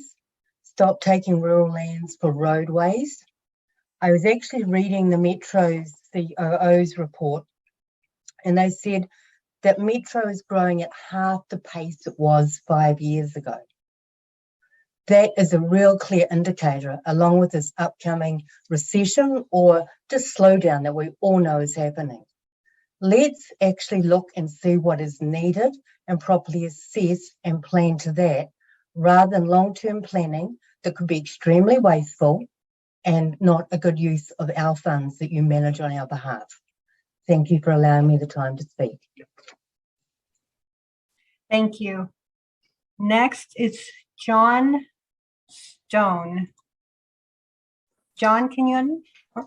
Yes, Sam. Thank you, Commissioner. I am concerned with this proposed inclusion of the Tile Flat Road extension and the additional Beef Bend Road intersection in the TSP, specifically engrossed ordinance number 882. The inclusion of these projects in the TSP seems to largely be based on the Terrace 2 project, which requires an urban growth boundary swap that, to my knowledge, has never been done before and requires approval by the Metro. That aside, it's important to consider future anticipated growth when making these investments, especially when our community is facing an economic challenge associated with high inflation and increased interest rates. Even before the current inflation that we are seeing today and doubling of those interest rates, we actually had a population drop of 0.2% in the Portland metro area. And from 2020 to 2021, that data comes from the US Census Bureau. We are not just seeing a decline in population growth, we are actually seeing a decrease in population in our area. I'm not sure what population forecasts are included when justifying funding in the TSP, but when I look at the 2040 and 2045 distributed forecast of population put out by Metro, these studies do not include the impacts of COVID-19 or the impacts of very high inflation in the near term, along with a near-term recession. Those should be key considerations when thinking about including projects that are only needed in the instance of continued expansion in the area. I encourage you all to not approve the A engrossed ordinance number 882 and to dedicate that funding towards something that will be more beneficial for our community. Thank you. Thank you. Next is Marilyn Silver. Marilyn, can you unmute? Hi, can you hear me? Yes. Great. Thank you very much for the opportunity to voice my objections to this ordinance. I've also submitted written testimony, which goes into more detail, but I would like to just make a couple of points. I fail to see the urgency or need to pass this ordinance. Your own planning commission, as others have said, voted it down by a vote of 4-2.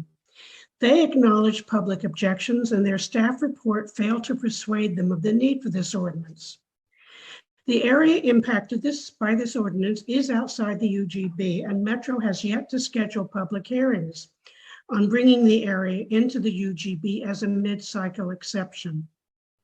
Metro apparently is proceeding at the request of the city of Tigard, and apparently Tigard doesn't want to wait until 2024, which is the normal cycle for UGB expansion. I wonder why. Metro is proposing a land exchange, apparently the first time this has been done. What is the urgency for Metro to act and for Washington County to act? Your staff have acknowledged that this ordinance requires exceptions to statewide planning goals. What is the urgency to build this road in contravention to these goals, which prevent roads from being built on rural reserve areas? Population growth is slowing, we all agree. The pandemic has changed the way we work and resulting traffic patterns.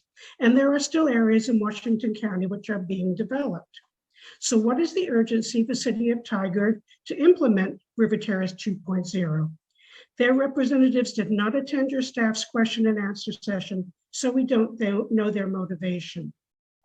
The proposed extension will greatly impact vital forest and wetland areas and wildlife habitat. And in a time when climate change is making its effects apparent, why do we want to trade forest canopy and water resources for more concrete and asphalt? Thank you very much for the opportunity to address the board. Thank you, Marilyn. Anna? Next. Yes. I'm sorry to have to interrupt you, and I apologize to everyone who is waiting to testify. I have been informed that our YouTube broadcast of this meeting is not working properly. So I have been counseled by County Council to pause the meeting for a moment so we can assess what is happening.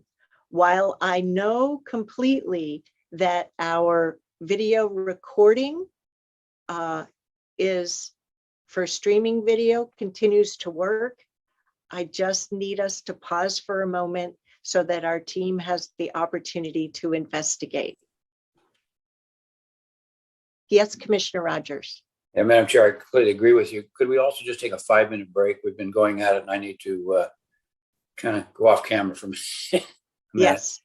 I would suggest we take a break until 8:15, if possible. That gives you a little bit longer than 5. Good. Yeah. Okay. Thank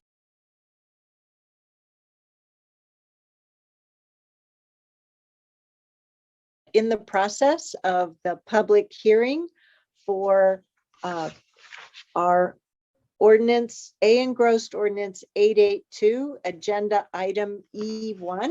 So I'd like to turn it back to our board clerk, Ms. Nyola, to see where we're at with folks who wish to testify during this evening's public hearing. The public hearing is still open. Thank you. Next, we have Anna Maria Ponzi. Anna. Thank you, and good evening, commissioners. Thank you for this opportunity. I want to first agree with everyone who's already testified this evening with their concerns, and I too oppose this ordinance. I also want to note that despite my repeated requests, I have yet to receive any information directly from the county on this initiative, including the recent July 13th Q&A meeting.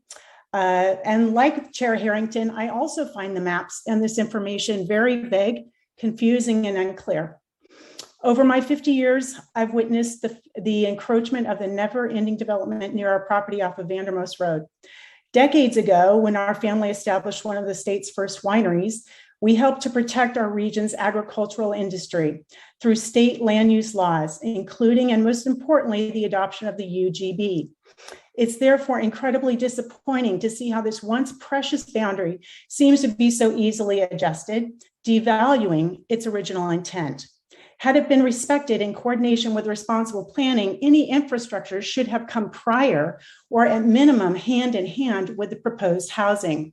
Instead, now we seek a Band-Aid approach to support the overwhelming development, somehow now realizing that housing means more cars. We got it wrong. And that being said, I struggle to now see how extending a road along another road will avoid congestion. This proposal only offers a temporary solution, as I believe the only real way to alleviate congestion is looking at the development and that creates it.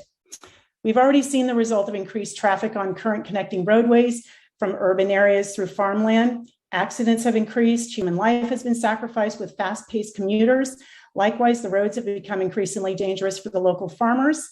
There's also the continued concern of not having adequate bike lanes, which would provide security to urban cyclists who misjudge the volume and the speed of the vehicles. So I'd like to know what the master plan is. I'd like to know how it ends. And if we don't respect boundaries, how can property owners like Tanya ever feel confident in making future decisions? This ordinance demonstrates how boundaries may change again and again at any moment. I hope that the commission will reconsider to push this, just pushing out the urban footprint, and instead urge them to look at more progressive, longer range planning and seek a more responsible approach to meeting both future housing and agricultural needs. Thank you. Thank you, Anna. Next, I'm going to call on Brett. He is representing 1,000 Friends of Oregon and should receive 5 minutes to speak. Hi, can you hear me? Yes. Oh my gosh, I did not realize I was going to get 5 minutes. Thank you, Board of Commission, for the opportunity to speak before you today. For the record, my name is Brett Morgan, and I work for 1,000 Friends of Oregon as our transportation and great communities advocate. As you all might be aware too, 1,000 Friends has been tracking and working on issues like Ordinance 882 for over 50 years through the urban growth boundary system and the land use system we pioneered here in Oregon. And I think many of the comments we have heard today speak true to some of the conversations and the way that the land use system is supposed to allow for conversations to be facilitated between urban or those folks within the urban growth boundary and those outside, and what the trade-offs we make when we make decisions. If you haven't had the opportunity to, I'd like to direct you to the written comments that we provided to the board, I believe yesterday, which detail in more detail than I can, and with a legal framework as well. Specifically to Ordinance 882, and I want to call out two things that are in the testimony itself. One, as other folks have hinted at, there's an exception being made for this land use goal. There's a goal land use exception being made, but we find that in the appendix and when it is further explained why we're pursuing a unique and limited circumstance for why we would make this land use goal exception. The point is connectivity throughout the roads and desire to limit congestion on our roads. But these are pretty generic and somewhat dubious grounds we consider to base a land use exception and place a goal exception. And we continue to have concerns that if this is the logic that we're using to justify for this specific project, it could be used in multiple other instances and used to degrade and break up farmland and expand outside of farmland. I'd also like to make light of the second thing mentioned in our letter, and other folks have made light of this as well. This TSP amendment is largely dependent on a UGB land swap that has not happened before and is a new process. And I would also like to argue the point that we're making reliance and assumptions on who will pay for this road potentially in the future without the certainty of the current land use system in the UGB swap, nor the understanding of who might those payers be in the future. The next point I'd like to make is really a framing of how I look at this issue, and it really is around burdens and benefits and who those are being placed upon. And it's pretty clear that Ordinance 882 is largely for the benefits of folks living within the urban growth boundaries to the detriment of those living outside the urban growth boundaries.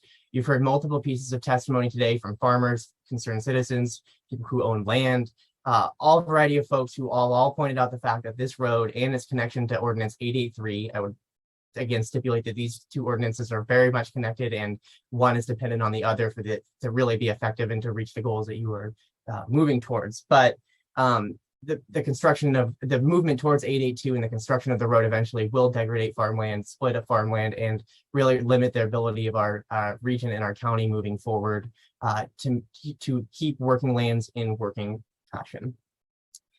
I'd like to close out that I constantly hear in meetings around the region in Clackamas County, Multnomah County, Benton County, that policymakers often feel constrained by the decisions of past decision makers, and that things like a TSP amendment, while seeming innocuous now, will greatly affect and shape the decision making of future policymakers that will come after you. And for the many reasons you've heard today, if you're feeling uncertain about this measure and feel like maybe you don't have all the facts or we don't maybe need it this time, you can certainly add this to the TSB at any moment going forward or work towards that goal. But if you don't feel like you have sufficient grounds right now to do that, you don't have to pass this ordinance. There's no requirement pushing that forward. Closing out too, I would also like to make light that we're in a heat dome and that automotive transportation and the road and infrastructure that we're describing and talking about in Ordinance 882 and in 883 really are automotive road infrastructure that will have a climate impact and will contribute to heat domes and other extreme weather phenomenon like we're currently experiencing. So with that in light and kind of taking into the context of this entire meeting, 1000 Friends of Oregon strongly urges you to oppose Ordinance 882 and its connected measure 883. Thank you. Thank you, Brett. Those are all the people that I have listed that signed up for the public hearing. Is there anyone else that would like to speak that has not been called? Please raise your hand. I see no one else, Chair. Thank you, Ms. Nyola. And with that, I will close the public hearing for A engrossed ordinance 882. Mr. Carr, I have a couple of questions. Is it appropriate for me to ask them now, or should I hold them until we have another public hearing on August 2nd, once we have a motion for that? You are required to have another public hearing. So it's your preference. We're happy to answer any questions the chair or any of the other commissioners have, but we will have another hearing on August 2nd. Commissioners, I would like to ask the courtesy of asking a couple of questions tonight, if that's okay with you. Okay. But first, do any of you have questions? You can certainly go first. I have no problem with that. Go ahead, Commissioner Rogers. Just a couple of comments and questions. The comments are that if the staff presentations are correct in regard, and I suspect that they are, Aaron, what you've done in terms of timing, frankly, this road may not ever be built in time for anybody who's viewing this tonight or anyone on this call to ever see it. If you're talking out 40, 50, 60 years. And so one of the dilemmas that I have, and being one board member, is that you're looking at the future. You're trying to say what's it going to look like, and that's very difficult. So that's my comment. My questions are these: is one, the urgency? I don't know. I do know that River Terrace, if they only have one outlet and it's on the Roy Rogers Road, that's not the best alternative. They need some way out. And I guess I don't have a firm grasp on what it would look like as you go up to Tile Flat and all of that. But to me, getting out of that area over to Shoals Ferry is pretty important. So I regret that's going to affect some really fine businesses like Ponzi and other groups, but maybe there's some way to engineer it so that doesn't happen. I mean, I don't know that, but I would like you to recover your ground, Aaron, at some points and explain how this is done. That this board is not the decision maker in regard to the UGBA expansion. We're not. It's City of Tigard has requested certain things. We have a network of streets that are ours or roads, and we're trying to make a circulation pattern that makes some sense, not only for 2022, but for 2072. And so that's a hard thing to do, but at some point you may want to revisit that. And you also may want to revisit the urgency. And the urgency isn't when you need something, it's in the planning as things happen, and we get that. This is the hard stuff. I mean, it's never fun. It's the hard stuff. So my questions are, can you recover that? Maybe not tonight, but at least at the next meeting, and have prepared for those kinds of questions. So that's my comments and my question. We can certainly do that for the next hearing. I can also address it now if you'd prefer to hear a little bit more about that at this time. Go ahead. Okay. So the decision to expand the urban growth boundary, as you said, did come from the City of Tigard. The way that Portland Metro has laid out the process, in order to do an urban growth boundary expansion, a city has to meet the concept plan requirements that are established by Metro's rules. City of Tigard did that, and they made that request to Metro as a part of the 2021 mid-cycle UGB adjustment. And that's also a new process. Metro established the mid-cycle, I want to say, as a part of the 2018 urban growth boundary expansion. I'm looking at Chair Harrington. I know she'll remember this. I believe as a part of the 2018 cycle, they established the mid-cycle, and that allowed them to revisit the urban growth boundary within a 3-year time period rather than waiting the usual 6 years. So 2021 would have been the first mid-year opportunity. When Metro looked at Tigard's application, they determined that due to, or Metro COO looked at it, it's still staff review, not Metro Council review. So staff looked at it, evaluated it technically, and determined that it was a concept plan that met the requirements. But they determined that rather than do the mid-cycle adjustment, which required a statement of need for expanding it, it made more sense at this time to do the land swap approach. And this has not been done in Metro yet, but it is a set of rules that are established by state statute, and other MPOs within the state can follow this process as well. It's just the first time that Metro is doing it. And so as a part of that, they need to do a technical analysis to find where the land can come from. And that's the piece that they haven't finished yet. So Metro staff are currently doing the technical work that will lead them to identify what land could be identified already within the urban growth boundary. My understanding from Metro staff is that that land would then become urban reserve and would replace this land, which would then come into the urban growth boundary. So I believe this is all still being determined right now, and so we'll see how this plays out. Metro Council has not yet weighed in and shown their preference for if they would like to do this. I do think that it's important to keep two things in mind. First of all, that the county doesn't get to make this decision at all. We're a part of it. We have conversations with our city partners and with Metro, but they're the ones who make these decisions. We end up in a bit of a reactionary position when these happen. And as the transportation provider, we find it's important for us to consider what we need out of our transportation system so that we can continue to provide a connected multimodal system. And then the second thing I think is important to keep in mind is that we identified the need for this collector facility before we knew that Tigard was going to ask to add it to the urban growth boundary. So while it is more likely to be built if this land does come into the urban growth boundary and start developing and needing a transportation network, at which time development would probably build part, most of it maybe, we identified the need before we knew that part of it. So there's a couple of different moving technical analysis pieces happening. And when we come back next week, we can be prepared to address this again.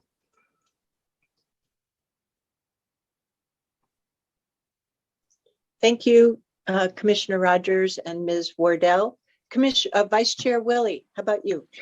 Yeah, thank you very much, Erin. That I was anticipating that I'm going to need to have just a little bit more conversation with you, but that was a great explanation.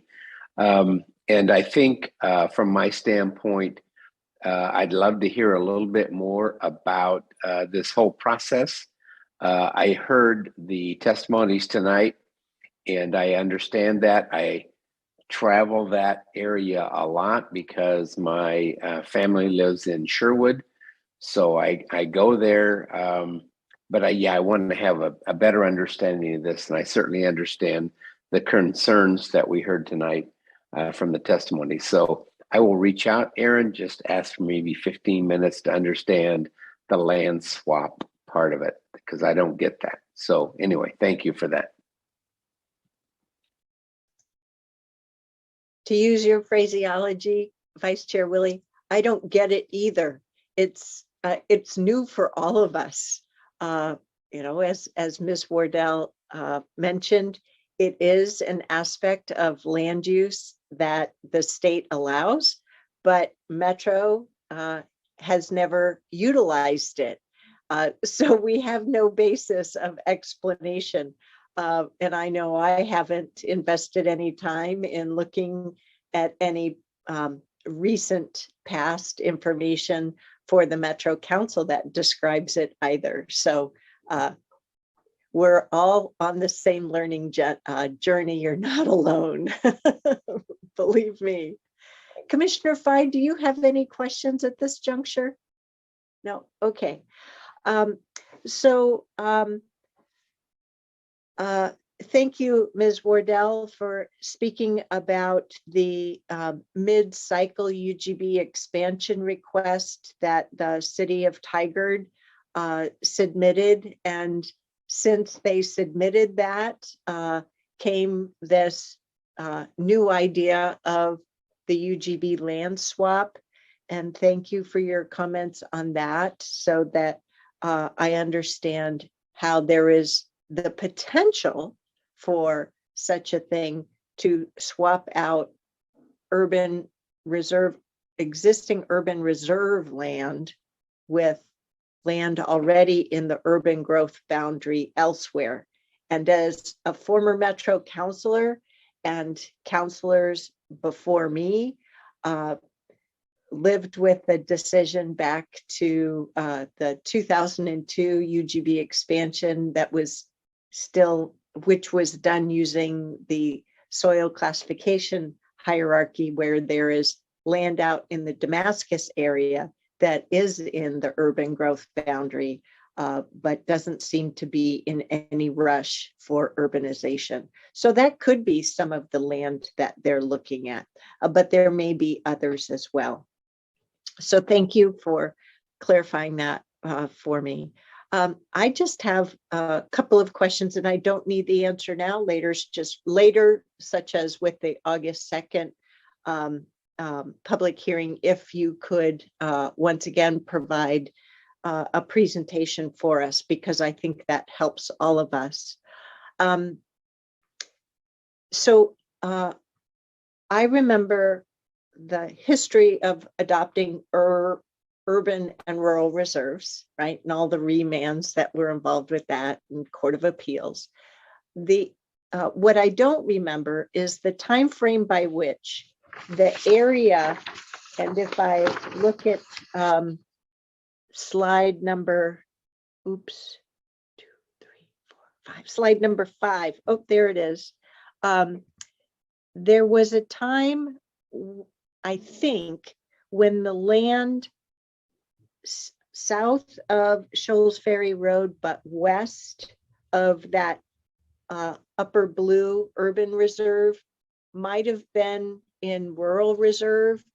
And I don't know when that little brown area right at the top of Shoals Ferry Road and Tile Flat Road was made rural no reserve, to use your nomenclature, what I used to call undesignated, rural undesignated. So if you could clarify for me now, if you know it, but certainly August 2nd, that would be awesome, when that had that status. Then the other questions that I have is if we go through this process with this ordinance and the county TSP is adopted, it's my understanding that for the urban reserve areas, so the areas in blue, there can be, through the planning process, right, with development, that right-of-way purchases could be made for that, or there could be conditions on the development, as you talked about in the packet material. So it sounds like I got that part right so far. Okay. Yes. But my question is for that area that is rural, no reserve, if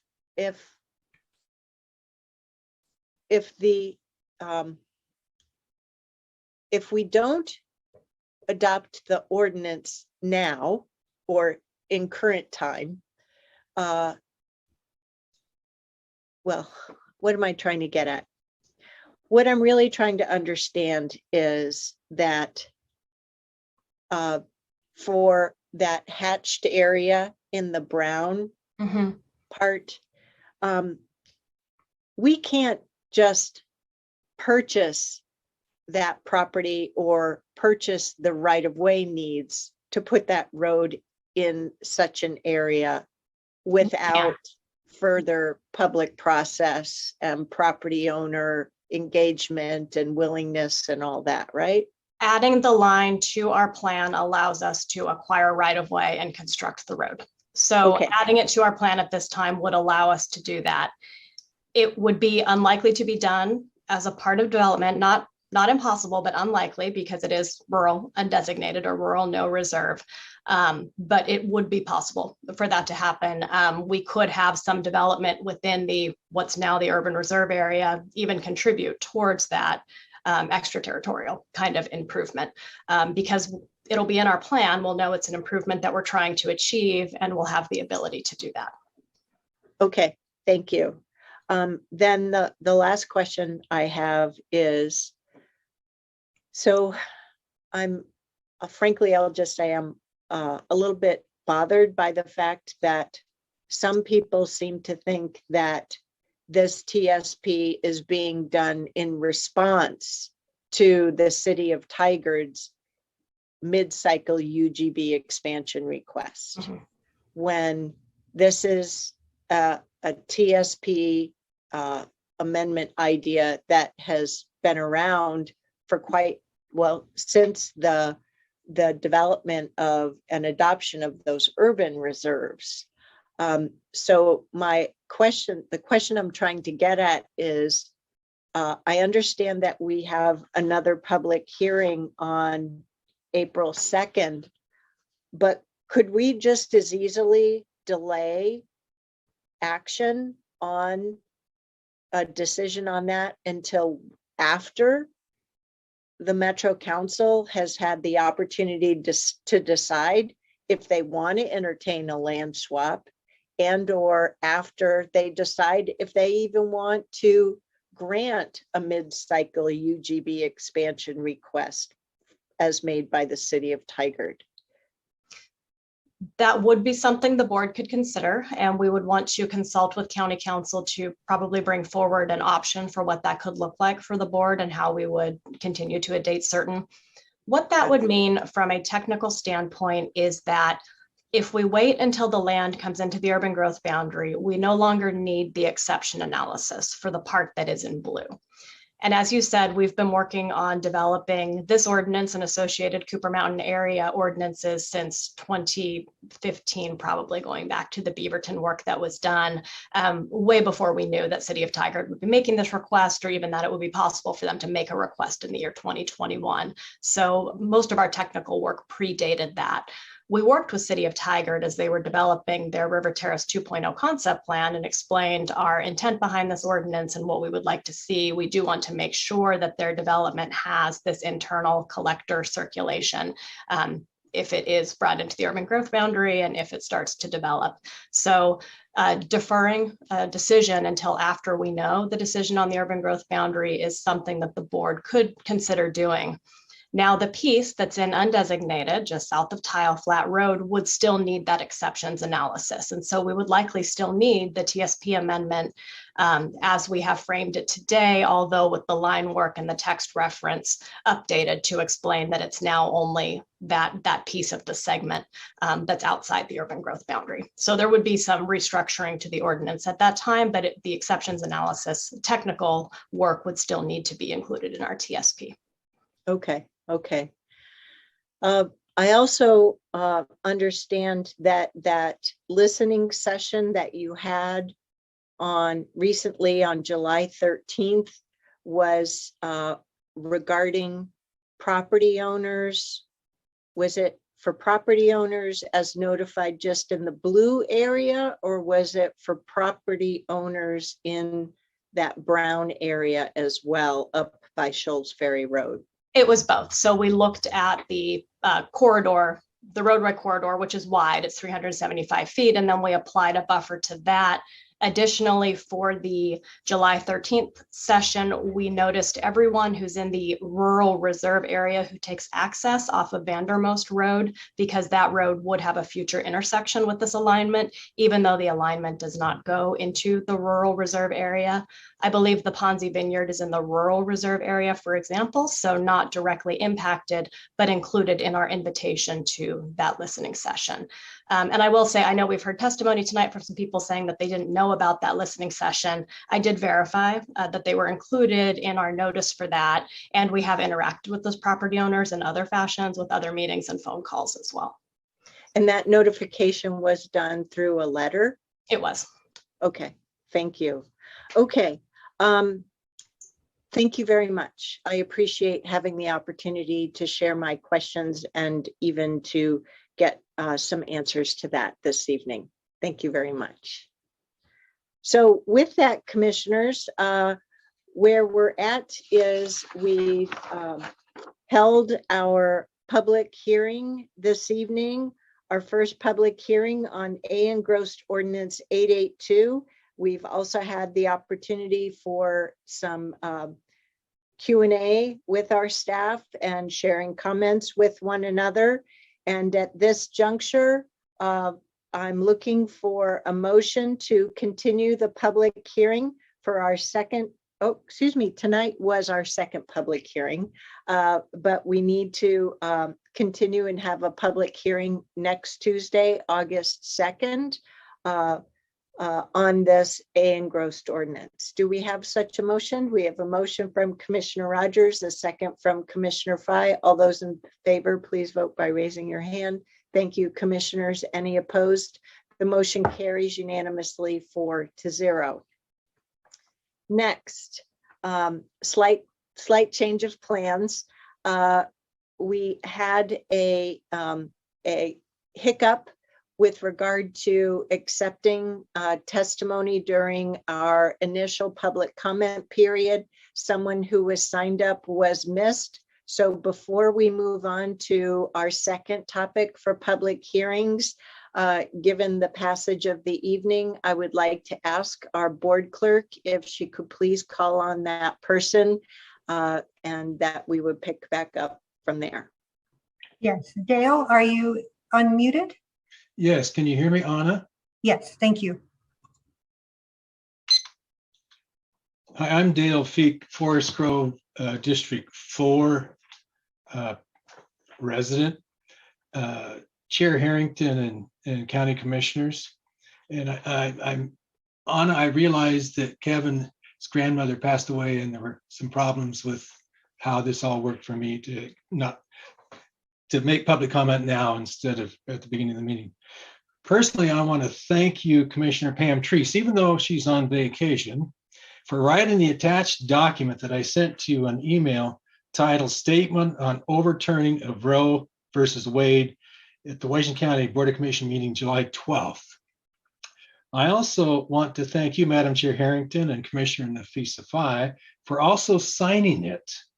I appreciate the honoring of each person's personal belief systems when you, Commissioner Roy Rogers and Commissioner Jerry Willey, decided not to sign it. As Commissioner Treese said, this is not a letter, but a statement.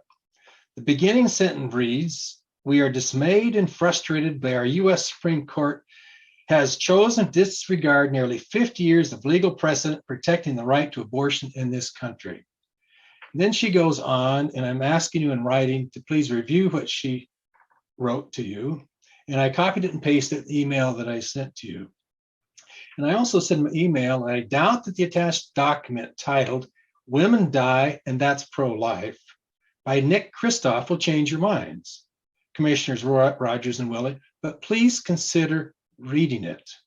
So that's statement one. Statement two has to do with an email I sent to the Environmental Quality Commissioners about Director Richard Whitman retiring at the end of December as the Director of DEQ.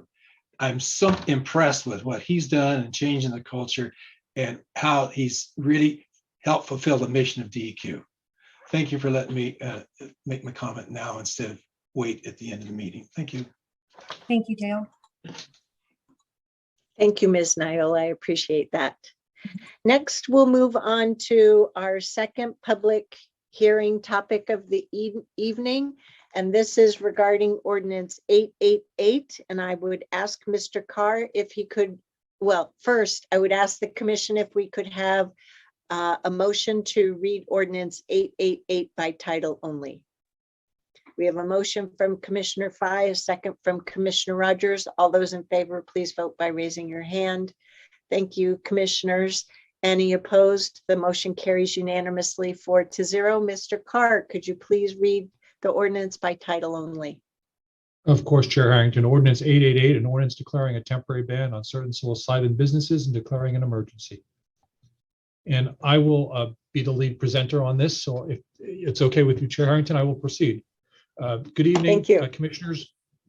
Good evening, commissioners. We have an all-star team here to help you work through this tonight. We have Stephen Roberts and Teresa Cherniak and Todd Borowitz from LUT, and we have Mira Samantel from HHS and Rob Bovet from my office to walk us through, but I will lead off the presentation now. If we could go to the next slide, please.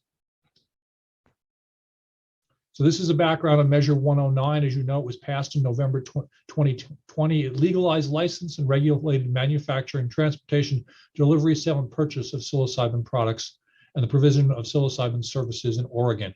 It is similar to, but different than, the marijuana legalization measures. It was approved by 59% of the voters in Washington County, with only 56% statewide. The Oregon Health Authority has completed some rulemaking. However, rules for citing and operation of psilocybin businesses have not been drafted. We expect completion by the end of the year. On January 2nd, 2023, the OHA will be required to begin accepting license applications, including for businesses to manufacture, test, and administer psilocybin. The ordinance, the measure does allow for local jurisdictions to pass an ordinance banning psilocybin activities in their jurisdiction.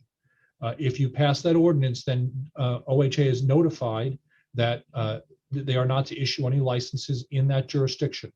The measure also requires that any such ordinance must be referred to the voters at the next general election, which in this case would be the November 2022 election. Next slide, please. So this is a background you're very familiar with. On July 12th, we had a work session where the board provided some direction to us to go ahead and prepare an ordinance. The board had first reading of that ordinance on July 19th. Next slide, please. So I want to turn it over to Ms. Samantel, who can talk a little bit about the health policy impacts. All right. Thank you, Mr. Carr. For the record, again, my name is Mira Samantel. I'm the Interim Director of Health and Human Services here with Washington County. So as Tom did a great job reviewing Measure 109 and noting the prior board consideration at the work session on July 12th and the first reading of Ordinance 888 on July 19th. So just a brief high-level review of the policy context for psilocybin services. As stated in Measure 109, a key purpose to legalize psilocybin services in Oregon is to expand therapeutic options for mental illness among adults and improve the physical, mental, and social well-being of all Oregonians.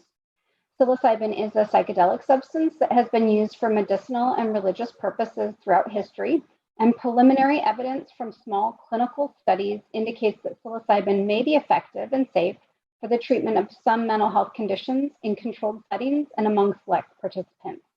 Measure 109 created the Oregon Psilocybin Advisory Board, which was charged with advising the Oregon Health Authority regarding the safety and efficacy of psilocybin in treating mental health conditions. A research subcommittee of the Oregon Psilocybin Advisory Board was tasked with a literature review for this purpose and provided recommendations. The evidence review by the subcommittee cited that psilocybin may be effective in reducing some substance use disorders, including problematic alcohol and tobacco use, and addiction was not listed as one of the risks cited in the rapid evidence review by the OPAB. All right, next slide, please. I think Teresa Cherniak is going to take this one, if I'm not mistaken. Thank you, Tom. So after January of this year, the Oregon Health Authority will begin accepting applications for licenses that will allow new types of land uses, including psilocybin manufacturing, which will need to happen indoors, where the mushrooms to make psilocybin will be grown and processed. The psilocybin service centers, which are the establishments where psilocybin will be administered to clients, and then the testing facilities. Where there's a new unique type of a land use like these, usually land use and transportation staff first determine whether it's like another use. And if not, we undertake a process to amend the community development code, considering where the new uses might be most appropriate and where they might not be appropriate. For instance, with psilocybin service centers, we would consider whether they should be allowed in residential areas and some rural districts. We'd also then consider whether there might be some appropriate standards to address any possible impacts from the use. These might include things like distance from sensitive schools, or sensitive uses like schools or other psilocybin businesses, requirements, say, for fencing of any outdoor areas, security requirements, or hours of operation. And then we'd consider what type of land use review is appropriate. For instance, whether the uses were allowed outright or needed a land use permit. This is the approach that we took on marijuana business regulations, which are included in our community development code now. And it would be the clearest and most transparent approach on the land use side of psilocybin businesses. Typically, we don't develop our regulations until state rulemaking is complete, since the rulemaking often will address the various items we might include in our regulations. So we take our cues from the rules, and we don't want to be inconsistent with what the rules end up being. Because the state hasn't yet started their rulemaking for the service centers in particular, we haven't started developing any local regulations, and that actually was not yet included in our work program. Next slide, please.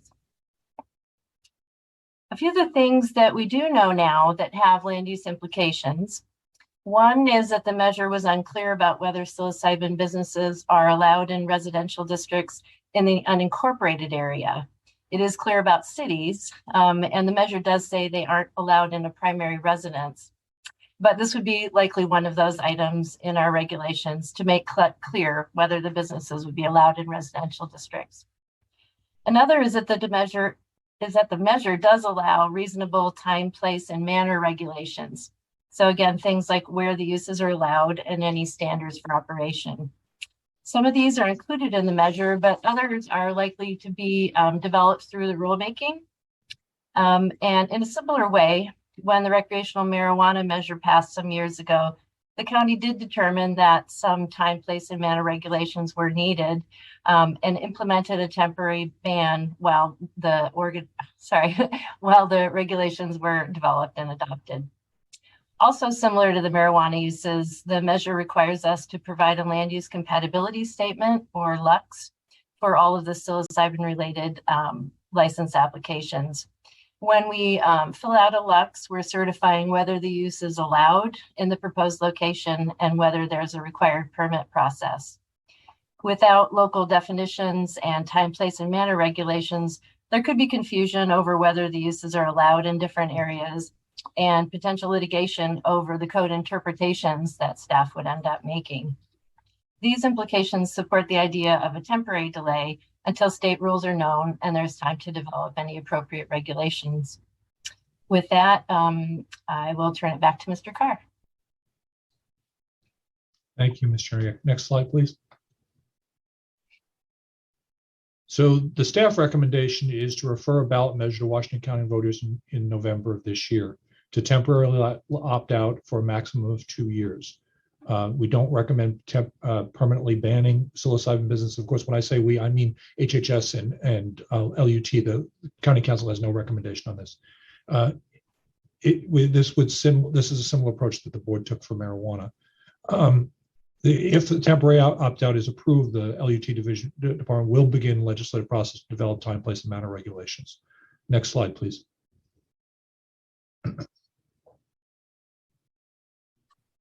Next slide, please. Oh, there you go. So this is the timeline. You introduced it on July 19th. Today, we're having a second public reading, second reading and public hearing. This is an opportunity for the board to direct any amendment or engrossment of the ordinance. On August 2nd, if the board engrosses the ordinance this evening, then there'll be a public hearing on the engrossed ordinance. If not, if there are no engrossments, then there will be a vote on the final approval of the ordinance and a resolution order. If the ordinance is approved, resolution or putting it on the ballot for the November 8th, 2022 election. Next slide, please. So these are the options we've talked about, and you may have seen we've added one. Option 1 is reject the ordinance on August 2nd, no temporary opt-out.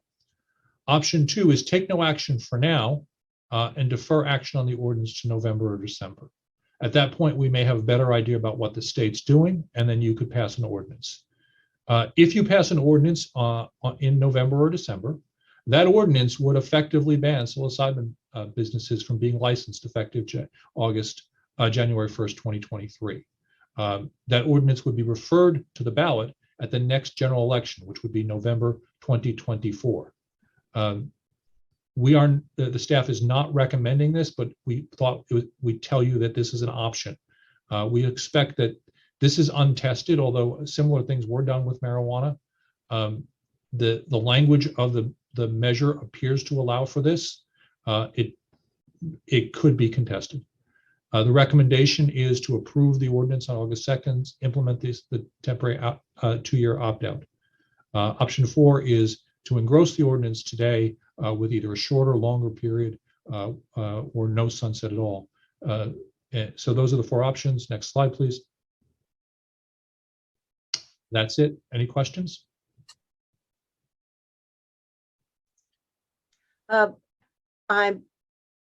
realized that the packet was not updated with this presentation. So commissioners, I hope that you have taken note of the definitions of opt-out, option 1, 2, 3, and 4. I just downloaded the packet and checked the packet again once I noticed that it was different from the prior version. So if you need just a moment to write out what those options are for yourself prior to the public hearing, in case folks mention the options, take a photo now if you can. Do you have any questions before we open a public hearing? Go ahead, Vice Chair Willie. Well, yeah, this frustrates me a little bit that I just get this information at 9 o'clock at night with no advance notice. Our last meeting was an ordinance that was written to go to the voters for a 2-year delay. And now we have option 1, 2, 3, and 4. And I don't understand why this is now coming to us at this particular point in time. So I realize, Chair, that you and Commissioner Treese were opposed to this. You wanted to adopt the implementation of this on January 1, accept the OHA's recommendations. I think there was conversation by 3 of the commissioners that had some concerns about that, and now we have 4 options. So yeah, this frustrates me. And again, it's kind of a blindside proposal, and I'd like to hear more conversation about where this came from. I think if I might, Commissioner Willie, I understand the difference between the 3 options that I believe we had from our last meeting and today is that Mr. Carr has been clear with us about what option 4 is, that with having an election with no sunset. So I don't believe that options, well, maybe option 2 is new. Maybe I have it wrong. Let me stop there before I make the situation worse. And Mr. Carr, if you could address Commissioner Willie's question, that would be most helpful. I should have started there. And Commissioner Willie, I do want to apologize. This is something that we discussed on Friday.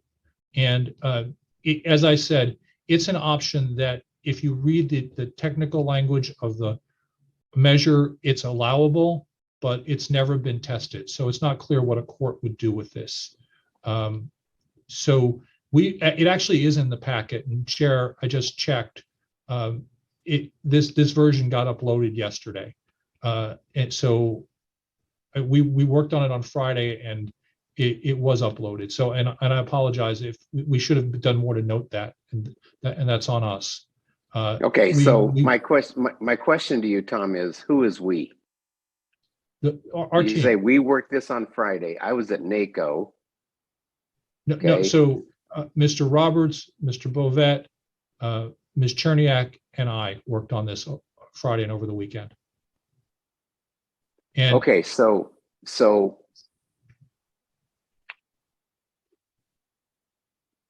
my frustration is that first of all, there was that kind of conversation over that period of time. It is now Tuesday. This is the first time I've seen this. There's number 4, okay? There's number 2. And I'm thinking I'm going to go into this conversation tonight with what we agreed upon last week in a 3-2 vote, that we would approve number 3, option number 3, and that's where we were going. Now we have 4 options back on the table again. So Commissioner Willie, all you did last week was introduce it on first reading. That wasn't an approval. The approval can't come until Tuesday. This is another legal option that we're laying out for you. You don't need to vote on this tonight unless you want to amend the ordinance. The vote would come next Tuesday. So you have time to consider this, and I apologize, and we're happy to sit down and meet with you and discuss this. This is just your staff trying to make sure you have every option in front of you before you have to make a determination. I get that. And that's our job. I get that, Tom. I understand that, but not at 9 o'clock at night in a public hearing, okay? If you wanted to communicate with me, then you should have done it yesterday, okay? I don't like surprises, no more than the chair likes surprises. This is a surprise. It's a significant modification to what we talked about a week ago, and it doesn't bode well with me.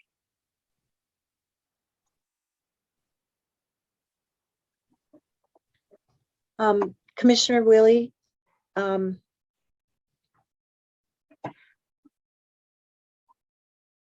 there is only one change in the options between last week's meeting and what we've seen display. So only one change, but it's significant, Chair. And quite frankly, you opposed last week's ordinance of a 3-2 vote. You opposed that. And now we have a modification. Seems to me like there's some bait and switch going on here, and there's some conversations going on behind the scenes. And then all of a sudden, Tuesday night, we have options. Just doesn't feel very right to me. I'm sorry, Commissioner Willie, I think we have a misunderstanding. What the position that Commissioner Treese and I took in the minority last week was with regard to continuing through the process, the ordinance process. Okay, but on a vote of 3-2, the board chose to continue with the process. So now this is the process, having the ordinance read and having a public hearing tonight, with the next step of the process being the decision next Tuesday, whether or not to adopt an ordinance. The only variation on that is we have an ordinance on the table, right? Ordinance 888. And if the board wishes to make those changes, in addition to having the public hearing tonight, we would also have to make a decision on any possible engrossments. So there's still another option. Okay. Oh.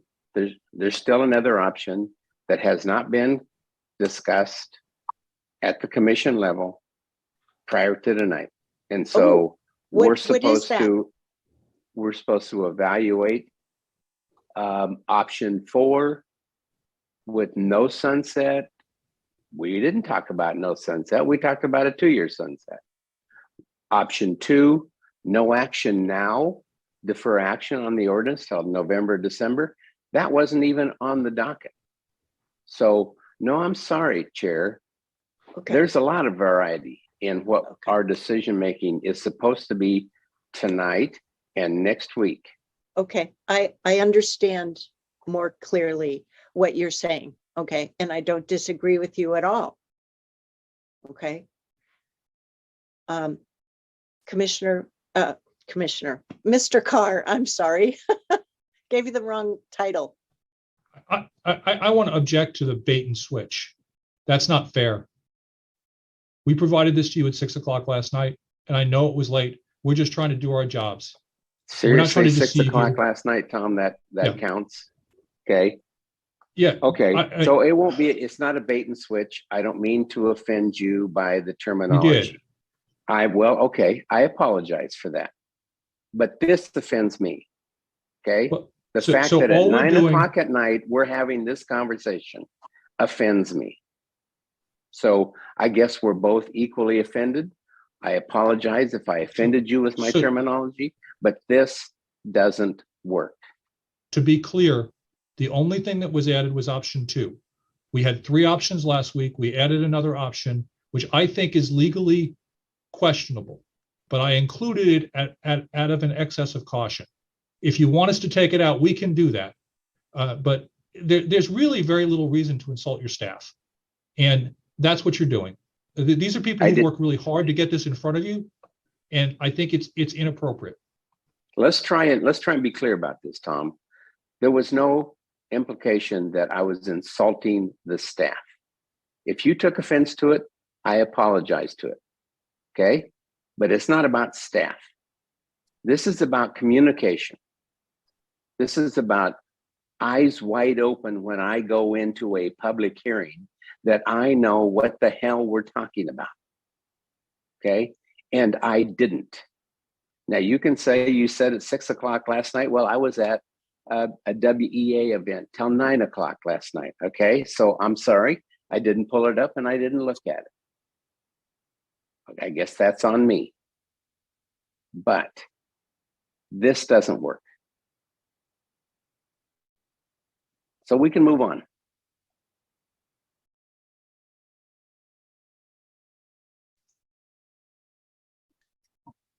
Commissioner Rogers? Just for clarification, in adding option 2, have the options been renumbered from what we approved the last time? So we're clear. If we went with, we went with 3, is that 2 last time?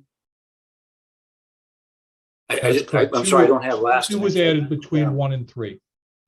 Pardon me? 2 was added between 1 and 3. It's really no, but if we saw them last time, what would 3 have been numbered so that we're consistent? I don't have that from Tom. From 3 would have been 2. 2. Okay. That's what I want to know. But to be clear, the ordinance hasn't changed at all. The ordinance still incorporates option 3. All we're doing is going over ways you could change the ordinance.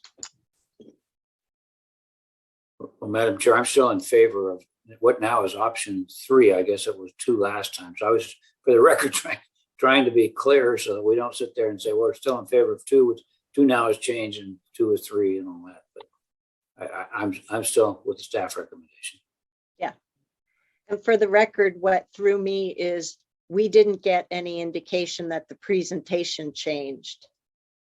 And it was done after the ordinary 3 p.m. on Monday deadline, so that the commission knew to be prepared for the presentation change.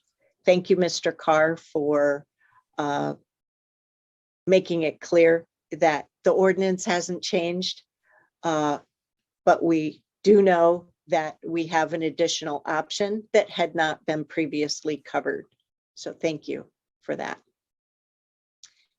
And I join Commissioner Willie in apologizing if any staff feels in any way offended or slighted in any way this evening, as we try to make sure we understand what we've had the benefit of understanding through tonight's presentation. So we have a presentation, staff report. Do we have any remaining commissioner questions before we move on to the public hearing? Okay, Ms. Niola, we've read the ordinance by title only. We've had the staff report. Could you please, or I'd like to open the public hearing. Could you please bring in the folks who wish to testify? Thank you. Yes, first to speak is Jesse Euling. Jesse? Good evening. Can you hear me? Couldn't hear you, Anna. Sorry. Can you hear me? Yes, we can hear you. Good evening. I'm Jesse Euling, a mycologist and a professor at Oregon State University with over 15 years experience, including many high-profile peer-reviewed publications. I'm also the mycologist and the co-chair of the Oregon Psilocybin Advisory Board, but today I'm speaking to you as an Oregonian. Psilocybin is non-addictive, safe, it's a naturally occurring medicine in mushrooms with proven efficacy in treating mental health conditions like depression, addiction, PTSD, and anxiety, as evidenced by the recent FDA designation as a breakthrough therapy. This is not marijuana. The production process and biology of these organisms is different than marijuana. However, psilocybin is not a silver bullet. It won't work for everyone, and we take that reality very seriously. We summarize evidence for both the efficacy and the potential negative outcomes in a document that was previously referred to as a rapid evidence review. It's available on the Psilocybin Services website. I also personally summarize all the biochemical, mycological, and ethnomycological history of psilocybin production and usage in an open access peer-reviewed publication in the journal Fungal Biology, which I can share with you. We, as a board, have put forward very reasonable recommendations to the OHA, and they've already put some of those into rules through their expedited rulemaking for training programs, products, and testing licenses. For example, of the over 200 species of fungi that produce psilocybin, we're going with just one, Psilocybe cubensis. We're not doing synthetic psilocybin because we don't have the oversight to meaningfully regulate that process safely. All clients will be over 21 and will undergo extensive screening and preparation sessions. This is not a dispensary model. And I recommended these guidelines because I, like you, want to live, work, and raise my family in a peaceful and safe community that is free from illicit activity. It's okay to have questions about this approach because it's new and transdisciplinary, but as community leaders, we have a responsibility to help address this mental health crisis. So I encourage you to think of the people who might not make it those 2 years, and I encourage you not to opt out of psilocybin licenses for businesses. Thank you for the opportunity to speak with you. Thank you. Next is Barbara Hansen. Barbara, can you please unmute? Hi, again, can you hear me okay? Yes. Thank you. I am an RN with over 35 years of experience working in hospice in Oregon. I currently serve as the CEO of the Oregon Hospice and Palliative Care Association, which is a statewide public benefit organization helping to ensure Oregonians have access to high quality hospice and palliative care as they near the end of life. And although I serve on the Oregon Psilocybin Advisory Board, I am testifying today in my role with the Oregon Hospice and Palliative Care Association. There are 15 hospice and palliative care programs that serve Washington County, and 11 of them are members of our association. These programs provide excellent care for many hundreds of Washington County residents each year. So my purpose in testifying today is to respectfully ask the county commissioners to consider the needs of seriously and terminally ill residents when you discuss Ordinance 888. I have never personally taken psilocybin, but I know there have been studies done at Johns Hopkins and NYU showing very promising results about the benefits of psilocybin in improving symptoms of depression and anxiety, among others. The improvements are even after one single treatment, and they can last for many months. More studies will be done and need to be done, but these results already show the possible benefits for persons who will need palliative or hospice care. Please allow them to have access to this promising treatment. Thank you for this opportunity to testify today. Thank you. And next we have Sherry. Sherry, can you please unmute? Yeah, can you hear me? Yes. Hi, my name's Sherry Savoyton Terry. I am from Forest Grove. I've been a depressive my whole life. I suffer from depression and anxiety. In 2020, I had a lung cancer surgery, and they took out half of my left lung, and I got severely depressed over that period of time for a year. And I just kept thinking, I can't wait till 2023 for the psilocybin to be legal here. So I just want all of you that need to know more about psilocybin to watch the movie that's on Netflix, How to Change Your Mind, and look up Paul Stamets and see his research. One of my friends I told about this delay, she said people are going to die. So I know that sounds dramatic, but this can seriously help a lot of people.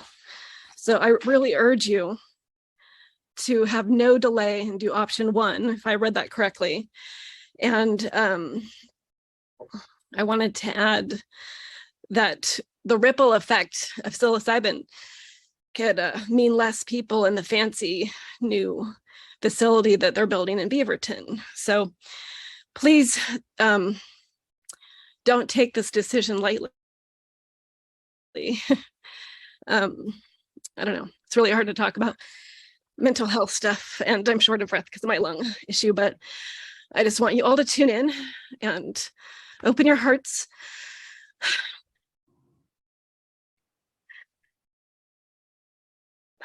Anyways, I better stop talking. But thank you, Harrington and Therese, for being on board. Thank you, Sherry. Chair, that's all the people I have that signed up. Is there anyone else that would like to speak on this ordinance? Please raise your hand. I see no hands. Thank you, Ms. Niola. And with that, we'll close tonight's public hearing. Board members, I would refer us back to the presentation. The options on the presentation are, I think, a little out of sync with the requested action, perhaps, on the packet table that I'm seeing before me, but that could entirely be my problem. Let me go back to well, I can't. I have to do an unusual clearing of the cache, which is ridiculously arduous. So anyway, we've closed the public hearing. I want to make sure I'm doing these procedures right. What we need to decide tonight is if we want to proceed next week with ordinance 888 as it stands, or do we wish to entertain any changes to the ordinance that would require us to consider those and engross the ordinance tonight? Otherwise, we will delay further decision-making on the ordinance to next Tuesday. Mr. Carr, I saw you raise your hand and then not, but you're unmuted. Did I capture that correctly? Yes, which is why I lowered my hand, Chair. Okay. That's correct. Thank you, sir. Vice Chair Willie. Yes, thank you, Chair. I just want to make a couple of comments and then ask for a procedural perspective. So we have heard from the voters that this product needs to be available. That is not in question from my standpoint. There isn't an option to ban this completely, and we're not even considering that. In regards to our 2-year deferral, I really strongly believe it will not be 2 years. I think we need to give our staff opportunity to evaluate what the OHA rules that come out. We haven't even seen them that. And then an opportunity for our LUT department to determine where we have siting available. So there's a lot of work that needs to be done on this before we can implement this. And I think that's the reason why I'm going with option 3, because we need to take those things into consideration. I heard I have compassion for those who are testifying that they need this. I understand that.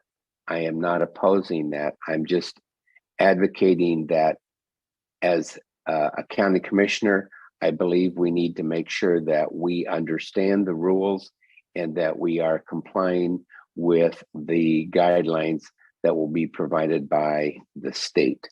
So with all of that, Chair, I am concerned a little bit that Commissioner Treese is not here tonight, and she was obviously in opposition to option 3. I don't want this to be possibly a 2-2 tonight. So how do we go about making sure that Commissioner Treese is heard in her vote next week? Let me allay your fears. Okay.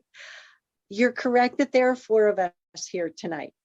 I vote last, and I am in agreement that a decision should be made next week. Okay.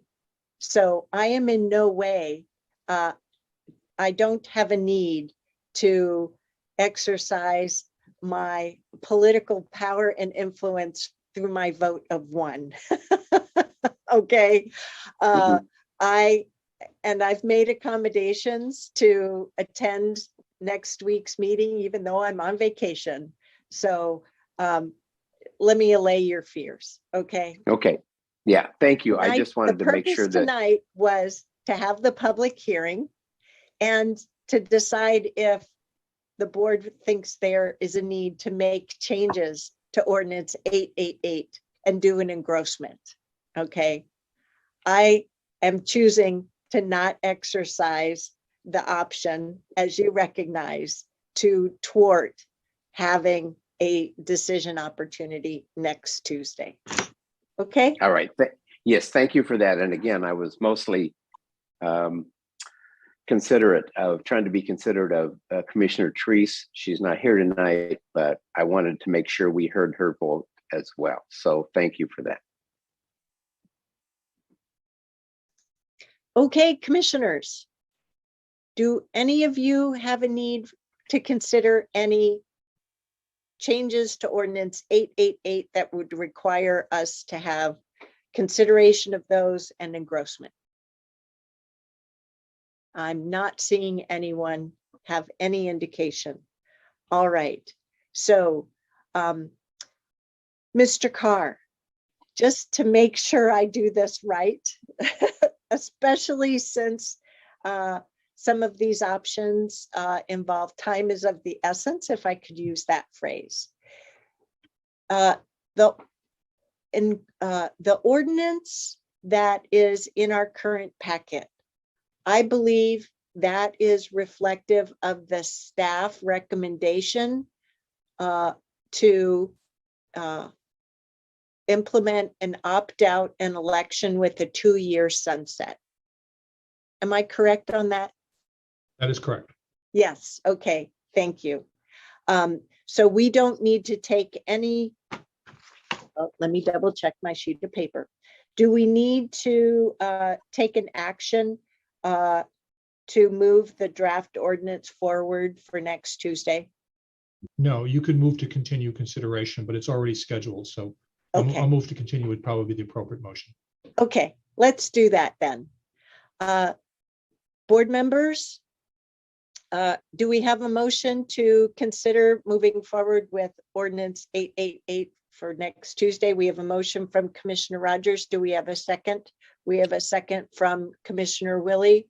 All those in favor of moving forward with consideration of the ordinance for next Tuesday's meeting, please vote by raising your hand. The motion is unanimous. Well, anyone opposed? There are none. The motion is unanimous 4-0. So next week we will, next Tuesday, August 2nd, Vice Chair Willie will be running the meeting, and on the agenda will be the consideration of adopting ordinance 888, which is the option for a opt-out of with a 2-year sunset. Okay, go ahead, Vice Chair Willie. You were supposed to give me an easy agenda for next week. What happened with that? I blew it, sorry. All right, thank you. All righty then. So the next item on our agenda for this evening is our second public comment period. This is an opportunity for community members to come and share their thoughts with us for up to 5 minutes a person. Ms. Niola, do we have anyone who wishes to speak with us at this time? I had no one signed up, but if there's anyone, please raise your hands. No hands. All righty, thank you. Next on the agenda is board announcements. I'll start the process off. As mentioned, we will have board meetings next week. We have a work session starting at 9 a.m. Then it will pause so that Vice Chair Willie can run the business meeting starting at 10 a.m. with the Housing Authority Board of Directors meeting at 10, followed by the board meeting at 10:30. And then reconvening the work session at probably 1 p.m. I'll see you all in Eastern Standard Time. Then there is a work session on Tuesday, August 9th. Not sure that I left you a simple agenda that day either, Vice Chair Willie. On Tuesday, August 16th, as there are 3 of us on the commission who will be away on vacation, the meetings are canceled, no quorum. So that means we will have had 1 meeting in August with the full board. Yay us for modeling taking vacations. Then we're into the month of September. Ta-da, folks, we are reconvening in person On Thursday, September 1st, we'll have our roundtable.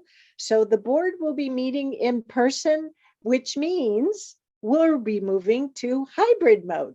So our public can attend in person, or you can continue to tune in through Zoom and YouTube because we will be hybrid versus 100% virtual. Still the same people.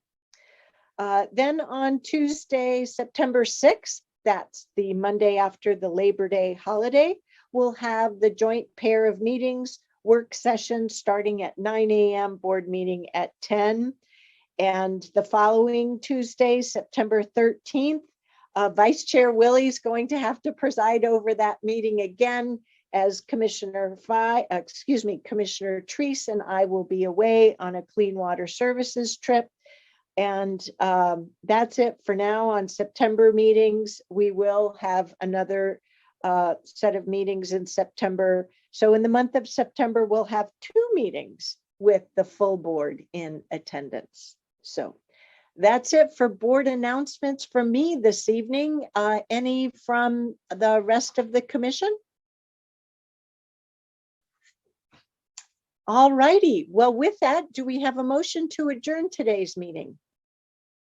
We have a motion from Commissioner Fye and a second from Vice Chair Willie. All those in favor, please vote by raising your hand. Thank you, commissioners. Any opposed? The motion carries unanimously 4-0. Our meeting this evening is hereby adjourned. Everyone, please take good care of yourself in this heat wave that we have. I just saw the email from our emergency manager that the forecast has been extended into possibly Saturday. So do take care and be very safe. Watch out for one another. Bye now.